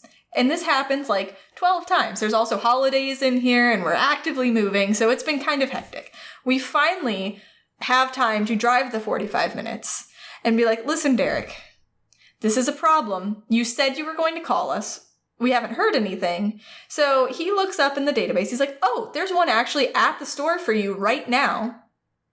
At the store closest to your house. You just need to schedule the delivery date. And we're like, great, let's schedule the delivery date. And we're like, okay, January 8th. We will be there. Would you like it in the morning? Yes, absolutely. The soonest available delivery date is what we want. Even if I have to get up at 6 o'clock in the morning, I don't care. Put the fridge in my house. Please and thank you. So we're like, okay, great. We're getting our fridge. We're about ready to throw a damn party at this point. January 7th rolls around. We get a call from the Best Buy delivery department. They're like, hi, we'd like to confirm your delivery between 11 and 1 tomorrow. Absolutely. Thrilled to hear from you guys. We're so happy you're able to make it out. We will be home. 1:20 rolls around. We're like, where the fuck's our fridge? So we knew we could not we couldn't call Best Buy because that store does not answer the phone at all, ever. So we're like, okay, we're going to call the number of the delivery guy who called us yesterday who said that they were going to deliver our fridge. So we call this dude. I'm assuming this guy's name is Andy because that's what Derek called him later. So that's, for all intents and purposes, this dude's name is Andy. Okay. And he's like, oh my God, the store didn't call you? And we're like, what the fuck are you talking about? What do you mean the store? And he tells us he showed up that morning to pick up our fridge for delivery, and there was no refrigerator for us in the store. Nice. We're like, what? So at this point, we had other shit to do that day that we had put off all day because we were waiting on this damn fridge to be delivered. So we're like, okay, first thing in the morning, we're going to march our asses back up the 45-minute drive to Best Buy, and we're going to tell Derek what for, because at this point, we feel like we are owed more than a fridge, because, I skipped the part where, since we didn't have a fridge when we moved in, we frantically scrambled and asked friends and family, found another fridge to go buy. So we spent $250 on a used fridge that is a commercial fridge that can be either a fridge or a freezer, but not both. So right now, fridge is higher priority. And so we've just had to eat things very fast before they go bad, which is a problem. Because as we discussed in the pre-show, I don't eat that much. So things go to waste a lot, and freezers are important. Also, I've had a hankering for ice cream, and I just can't have any fucking ice cream, which is also a problem. I can't have my pizza rolls, I can't have my ice cream, I can't have my bagel bites, I can't have anything, not even a damn Hot Pocket that is microwavable. So, we are like, we go up to Best Buy. Baker and I both go in. We bring the little guy with us. We're like, we're gonna united front, you know? We're gonna, like, be very stern with Derek here. We weren't very stern with Derek. We're just like, hey, man, we could really use our fridge now. Psyching yourself up and going up, could we please have our fridge? He's like, he's like confused about it. I was like, can you check on it? So he starts trying to pull up the order, but he starts talking to the dude next to him while he's trying to pull up our order.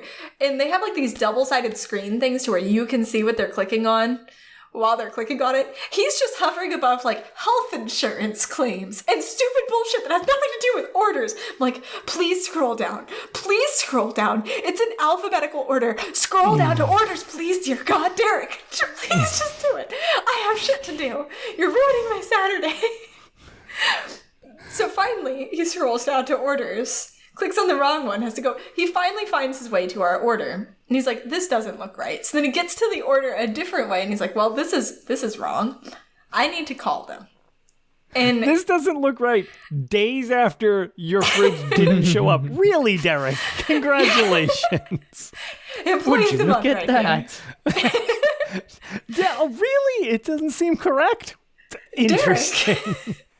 Derek calls the other store. So again, we placed our order through one store, but it's actually coming from a different store because of the way this whole thing worked out to make it easier to get the fridge. So it sounds easier. It sounds real easy. So he calls them. He comes back. He's like, so I would like to apologize. And I'm like, you better fucking apologize. In my head, of course, because apparently I'm just too fucking nice. He's like, apparently, somebody did something very shady. Your fridge was at the store. It was marked for you to go out for delivery. That's why you got the pre-delivery call and all of that. Somebody sold the fridge to somebody who was in the store, went back, yanked your name off of the fridge, and sold it to that person. And he's like, I have good news, though, because there's another fridge with your name on it on the way to the store this morning.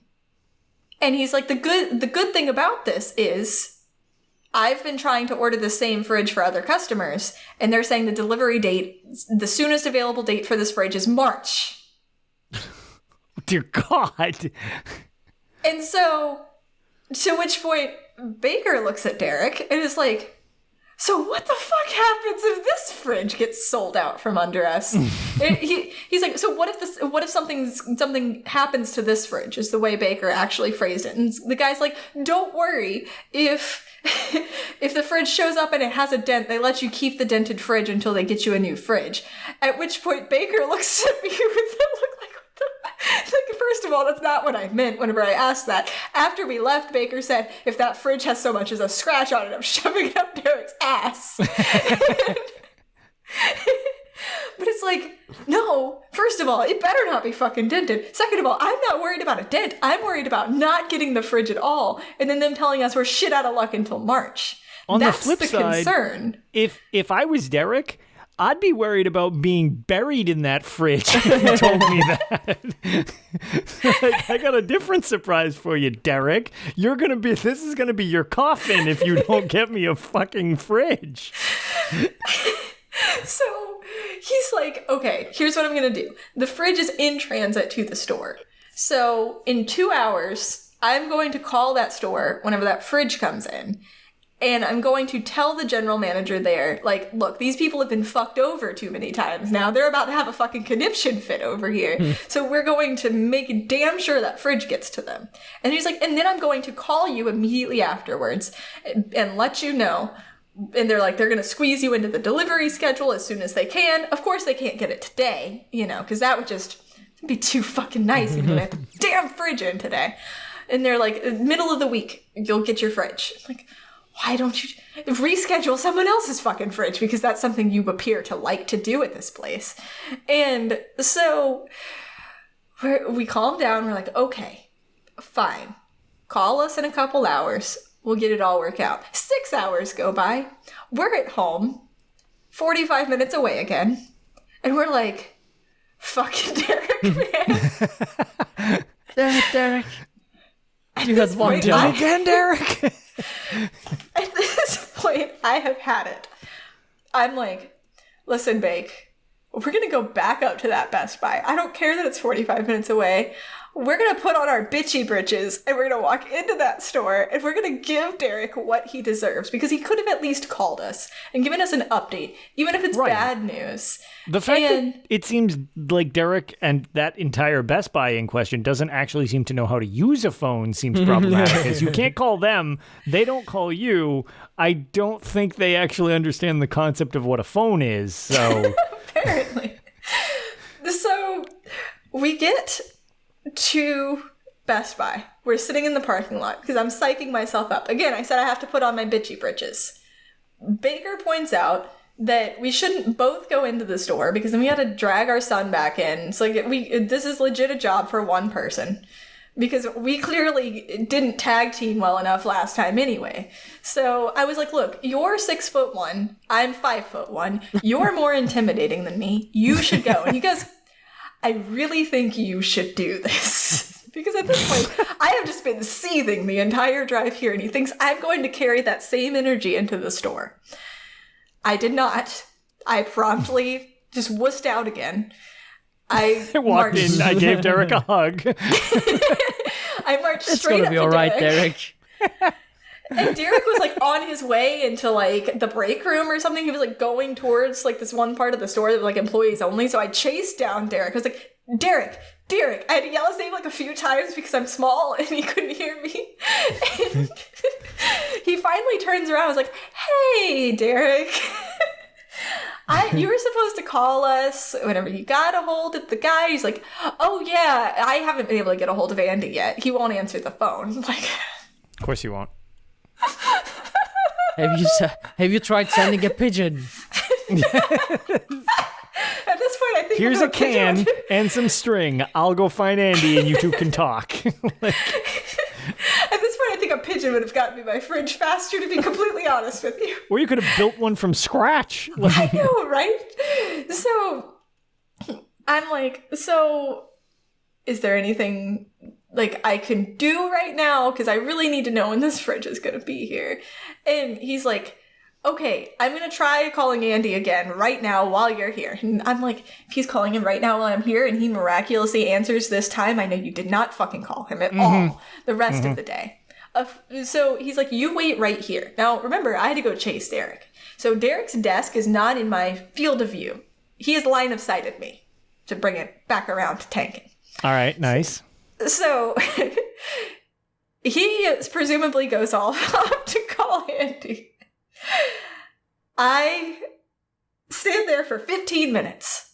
So he's like, I'm going to be right back. I'm standing in this aisle surrounded by refrigerators just taunting me. Each smart fridge with a little frowny face and a mocking pointing finger. It's veteran halls of refrigeration.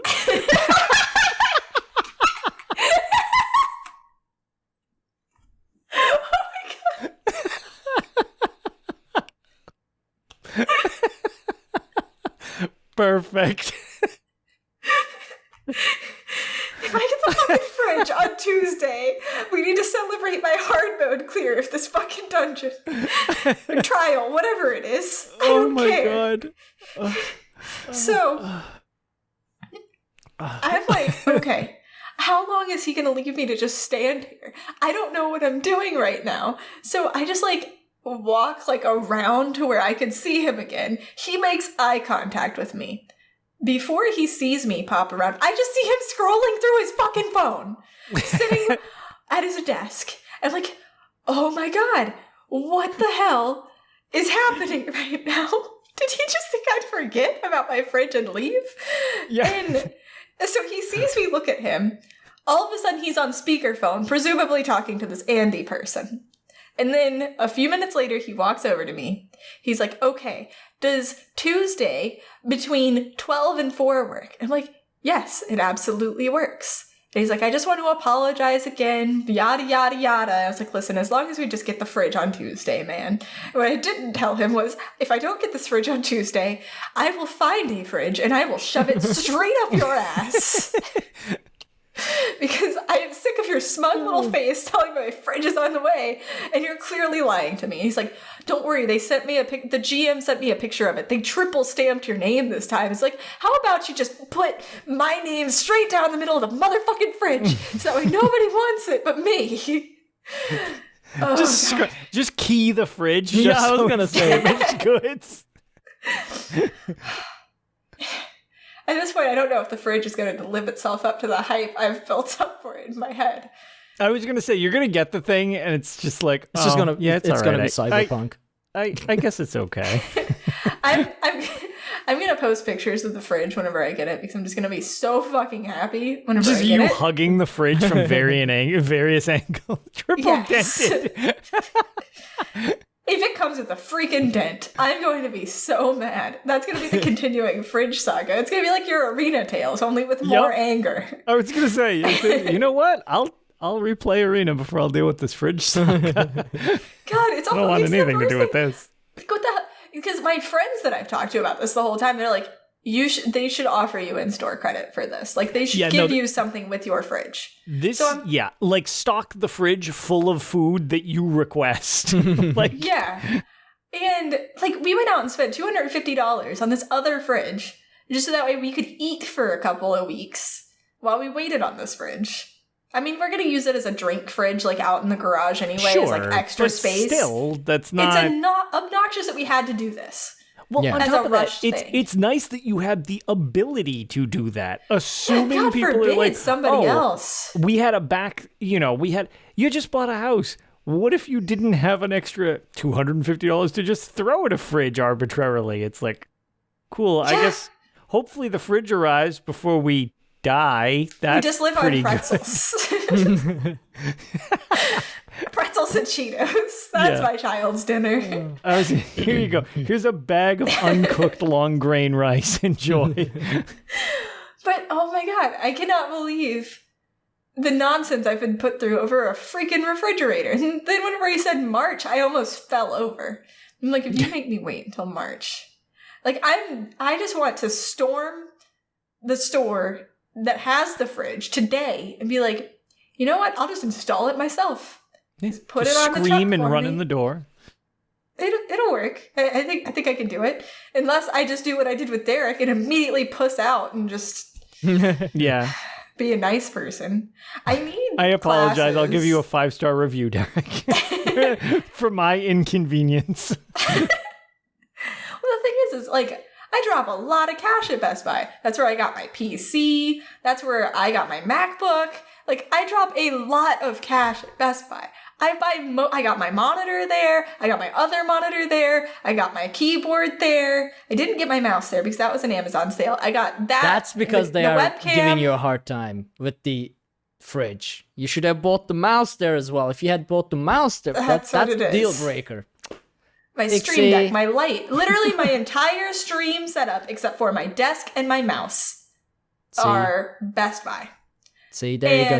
You should have got the desk and the mouse there too. I feel like the MacBook makes up for the desk and the mouse because the MacBook was more expensive than both of those. Because Macs are very overpriced. Very expensive. Yeah, you shouldn't have bought a MacBook at all. So that's a whole different topic. Oh, also, the other thing that happened to me this week was my dog threw the MacBook on the tile and it's now dented. Okay, it's just dented though, right? Just dented. It's just dented. Still working. Just dented. Okay, well that's good because it was like, it's working. Please tell me it at least turns on. I went upstairs to help my son put together his Legos, and then I heard a crash. And I'm like, I remembered I left it on the charger, and it was perched precariously on a table. I was like, if that was my MacBook, I might be wearing my dog's pelt. I mean, honestly, I would rescue that dog and make it a king for breaking a MacBook. That's a good dog. That Ark, that would you dog like understands. a refrigerator implant? Because once I get my fridge, I'm going to have a big fridge that is just free to be shoved up someone's ass. Wow. It's just... Ta-da. No, Pixie is not falling asleep, Lego. Pixie is just I was going to say, too much rage for sleep. Yeah. So I was gonna mention why your fridge, like you are not getting your fridge, is because you got my Horned Dragon shield. That was the trade-off. Yeah. Man. You got my Horned Dragon shield that I didn't get for months, and I still don't have it, in your first ever battleground. So the Divines are trading it for your fridge. So you are gonna... So now, here comes the real race. Fridge. Do you get the fridge first, or does Ark get the shield first? Oh man, Ark, it looks like you're going back into battlegrounds the next couple days, because if it's not here Tuesday... Well, unfortunately, I don't even know what I'm gonna do. Unfortunately, the Untaunted is gathering back together, so I'm gonna be doing dungeons, so I'm not gonna be getting my shield, so God knows what's gonna happen to your fridge. But on the flip side, to Slaps' point, Pixie got the shield, Ark just has a random fridge show up in his house. Wow, it's this a very is a great nice fridge. I mean, honestly, if I get a like $3,000 fridge, I'm selling it and living it for a year with that money. It's a stupidly... So, we went in with a list of things that we wanted in a fridge, and it has every single thing we wanted, plus extras. And we're like, oh my god. Like, our budget, we wanted to stay like right at $2,000 for a fridge. And we got a $3,000 fridge for $2,000. We got all this extra shit. And we're like, oh my god, it's the fridge of our dreams plus more. And we were so excited just to, because I had friends ask me, like, just get your money back, go get it. I'm like, we can't afford this fridge now because it's $3,000 now. If they would have told us, like, hey, you're not going to get this fridge until March, we would have just went over to Home Depot and gotten it there because they also have the fridge. I feel like they would have been more reliable. Don't buy fridges from Best Buy. Not ones in Florida. From Best Buy. In Florida, do not buy a fridge from Best Buy. I have had a wonderful experience with absolutely everything from Best Buy except a fridge. I've bought many things from Best Buy. Don't buy fridges from Best Buy. You should have bought 2 one-door fridges, slap them side by side, so they would essentially have 2. Like, turn it into a French door fridge just with 2 other fridges? All right. One $1,000 fridge and one $1,000 fridge, slap them together and make sure that their doors are opening, like their doors centered. So now, yeah. Then I wouldn't have my flex zone. The what zone?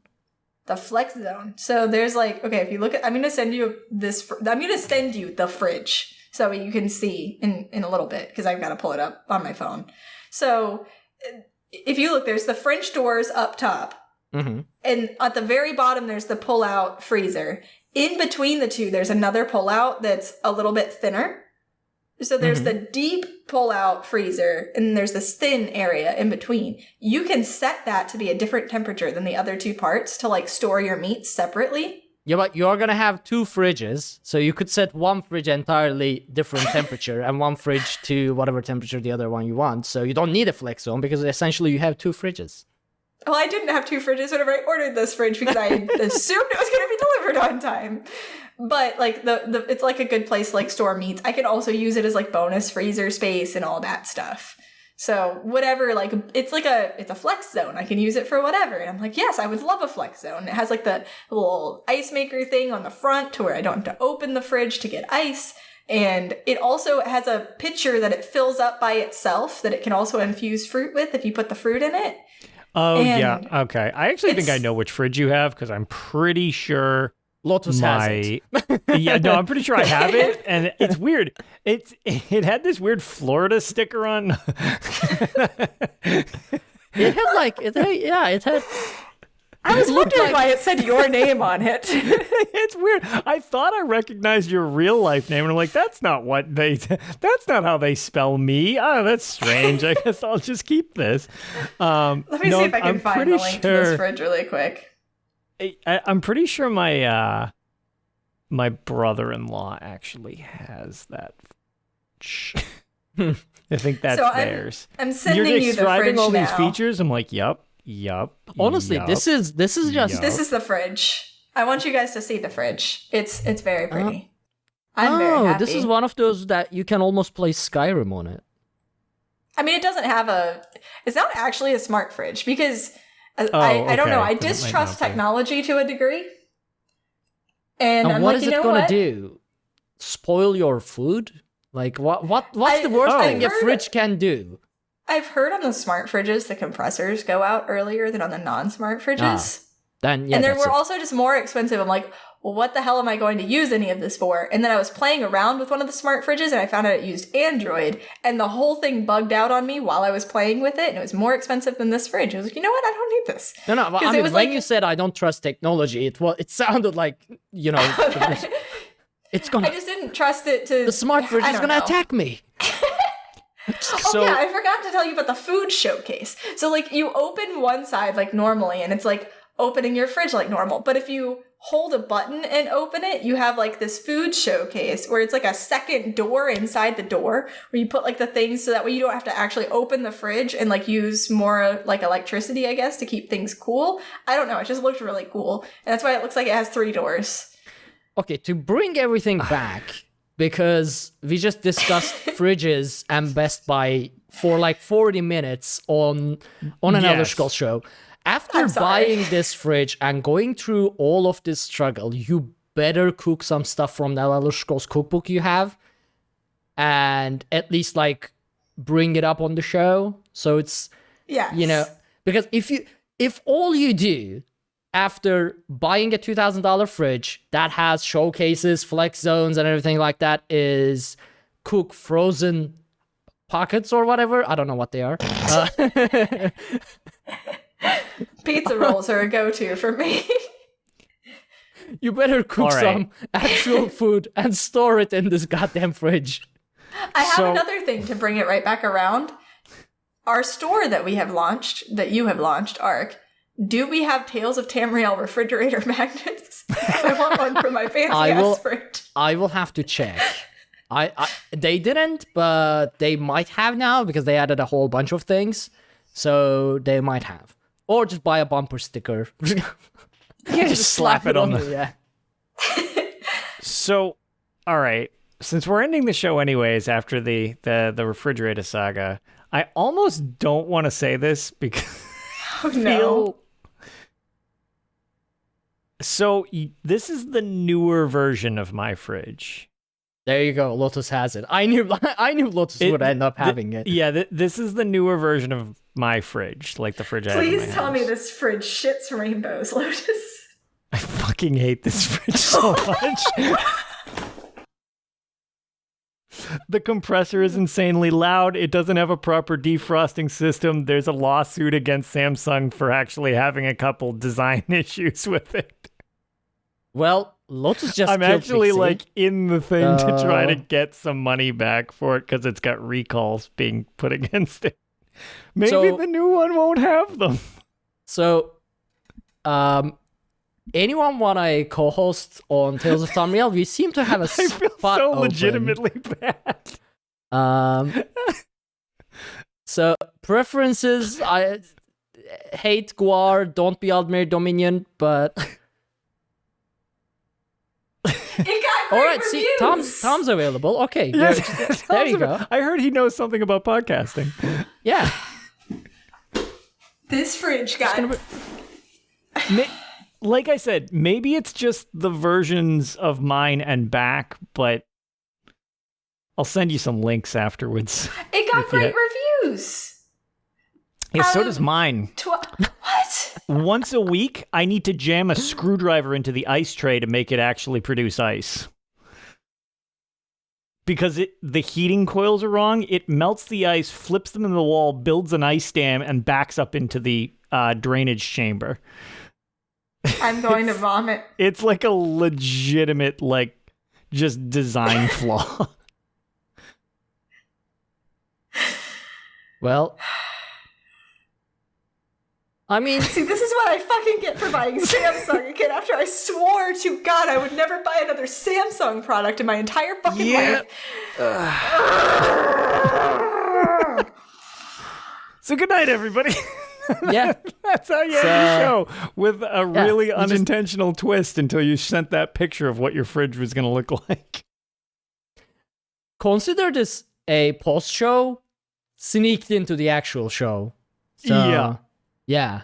Because I don't think we are going to have an actual post-show because Pixie is just going to have a mental breakdown, I feel like, at this point. That seems Or legit. Just storm Best Buy, find Derek. My only hope is know.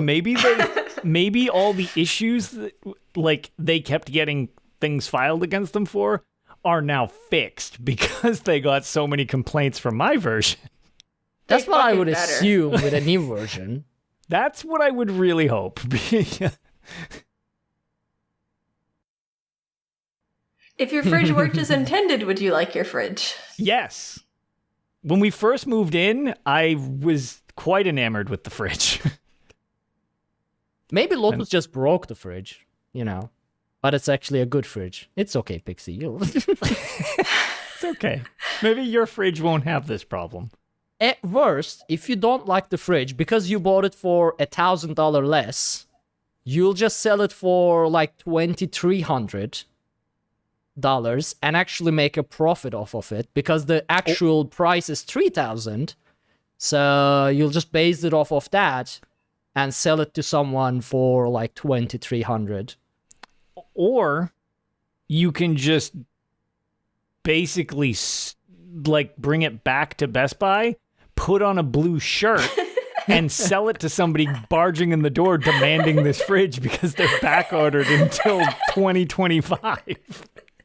It should be pretty easy to move. Yeah, and on the way out, you drop it on Derek, and then you're like, "Oops!" And yeah, just buy it for $2,000, sell it at Best Buy for $3,000 for someone with cash. Just walk out. Scalper wear a Derek nameplate the whole time. Hello, I am Derek. I have come to sell you a fridge. Send all complaints to my supervisor. Be sure to mention my name, which is Derek. Be sure to mention my name in your complaints. Oh my god. Lotus, if this fridge is broken, I will be so mad. I'm hoping that it's just the issues So were solved when is the after fridge mine. supposed to arrive now? Tuesday between 12 and 4. Okay. So Tuesday, that's enough time for you to recover between that day and Tales of Tamriel. So I think we can still have a show next week. Okay. Also, Or next week is Derek is trying to sell his fridge. Thank you, Slaps. Derek isn't the one we actually originally bought the fridge from. We bought it from this incredibly helpful, very nice lady who had nothing to do with any of this fiasco. And she told me she's jealous of my fridge because that's the fridge she wanted, but it wouldn't fit in her kitchen. To which I'm like, fuck, what if the fridge doesn't fit in my kitchen? Okay, that nice lady is we sus. did measure. Yeah, I was gonna say, or is that nice lady Derek with an old lady mask on? Wait, no, she's the one who came in, took the sticker off, and bought the fridge. That's... Yep, exactly. It's like, oh, pull a Scooby-Doo and you just like take off the mask. It was the old lady from the beginning was really Derek. Like... Derek is one of those people with the smug face that you just want to smack anyway, too. Also, to anybody who listens to the show named Derek, who's still listening at this point, even before Derek turns out to be a Tales fan, he's like, yep, just turns out Derek actually, I recognize this story. Now I'm not going to give her fridge. So, like, I used a different name for Derek. I mean, he would. Oh, yeah, that's true. It's close enough That's to true. his we actual did name. change the name to protect the, well, not innocent in this case. And it sounds like Derek's a not helpful person whatsoever, but No. Derek, if you are watching this on YouTube, this is a phone. It is used for calling people and receiving calls. He This had is a an helpful iPhone PSA. 12 Pro in his fucking hand. Oh, I forgot the part where I was like, Derek, is there a direct number I can call you at? Because he had his work phone in his fucking hand. I was like, can I like call your cell phone? Like, so that way I don't have to drive. I was like, we've driven 45 minutes twice in one day. We've had to do it like 4 other times to get updates on this fridge because we can't get a hold of you. And he's like, oh, here's my extension. He goes, but we never answer that because sometimes it's just me back here and I'm usually helping a customer. I'm like, but you don't answer the phone up front either. So it's, I don't really answer that phone or this phone. Yeah, really, I don't even work here. I just show up. I just show up and fuck people over who want fridges. Yeah, I that's tell all. them they're going to get fridges. They don't get them. All right, Okay. let's wrap it up. Yeah. And So the fridge saga ends. yeah, I want to edit Actually, this it and doesn't actually really name end. I it just- Halls of Refrigeration. Yeah, so. no, please name this episode Halls of Refrigeration. That made me so happy. Yes. And no one will know what the hell's going on until the last 30-minute off-the-rails Yeah, tangent yeah. at the end. We had Elder Scrolls references in there. Yeah, just consider this a post show that is normal. That would normally be on Patreon, but in the show sneaked in. So yeah, Yeah, This is normally how the post shows go. It's us talking about something completely unrelated Yeah. to Tales. So those are available at patreon.com/dungeoncrawlernetwork. There it is, branding. Yeah, it's not Hey, shameless we when you plugged do it the for your store. own channel. Yeah, no. We plugged the store and the Patreon tonight. I feel like we've accomplished something. Hell yeah! I mean, it took me a while to actually figure out how to add it as a command, but I managed it at some point in chat. All right, so Lotus, where can people find you? You can find me pretty much anywhere that I have an account. Twitch, Twitter, Discord are kind of the main ones that I use, or in-game. I'm just LotusOfDoom, so... All right, and Pixie. You can find me sobbing in the corner over this refrigerator, and also on Twitch at twitch.tv/HyperPixie Gaming, and on Twitter at HyperPixie Games. You can also find her camping at the Best Buy, apparently, from now on. Scoping it at, like, binoculars. Oh man, if I have to walk into that Best Buy again, it's gonna be a bad day. Well, you can follow everything we do over at dungeoncrawlernetwork.com. There you can find links to all of our social media, including Twitch, YouTube, Twitter, Discord. Definitely check out our YouTube, because I've been editing new style of videos from our gameplay sessions with, lots of shenanigans and dumpster fires. Be sure to check out our Patreon, as I just shamelessly, well, not shamelessly, because it's our thing, but advertised. If you want to help support the show, and consider leaving us a 5-star review on iTunes so people know that we are a real podcast, that we say real words, and sometimes it matters. Thank you all so very much for joining on this episode of Tales of Tamriel. We will see you next time, hopefully with Pixie still alive through this ordeal. And with Have the a good fridge. night, everyone. Good night, everybody. Bye.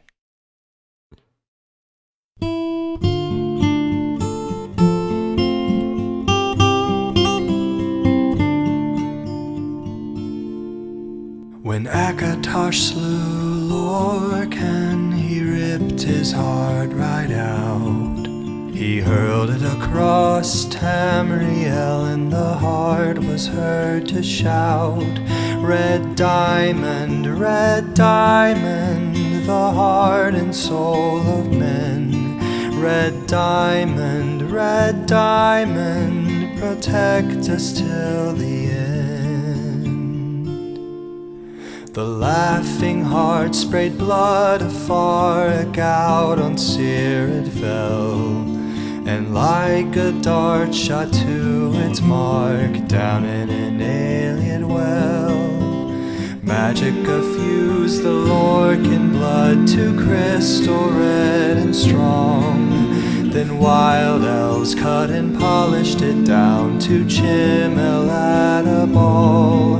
Red diamond, the heart and soul of men. Red diamond, protect us till the end. When elves lost Nirn to men, Akatosh gave the stone to Saint Alesh in token of her right to sit the throne. Red diamond, the heart and soul of men. Red diamond, protect us till the end. Red diamond, protect us till the end.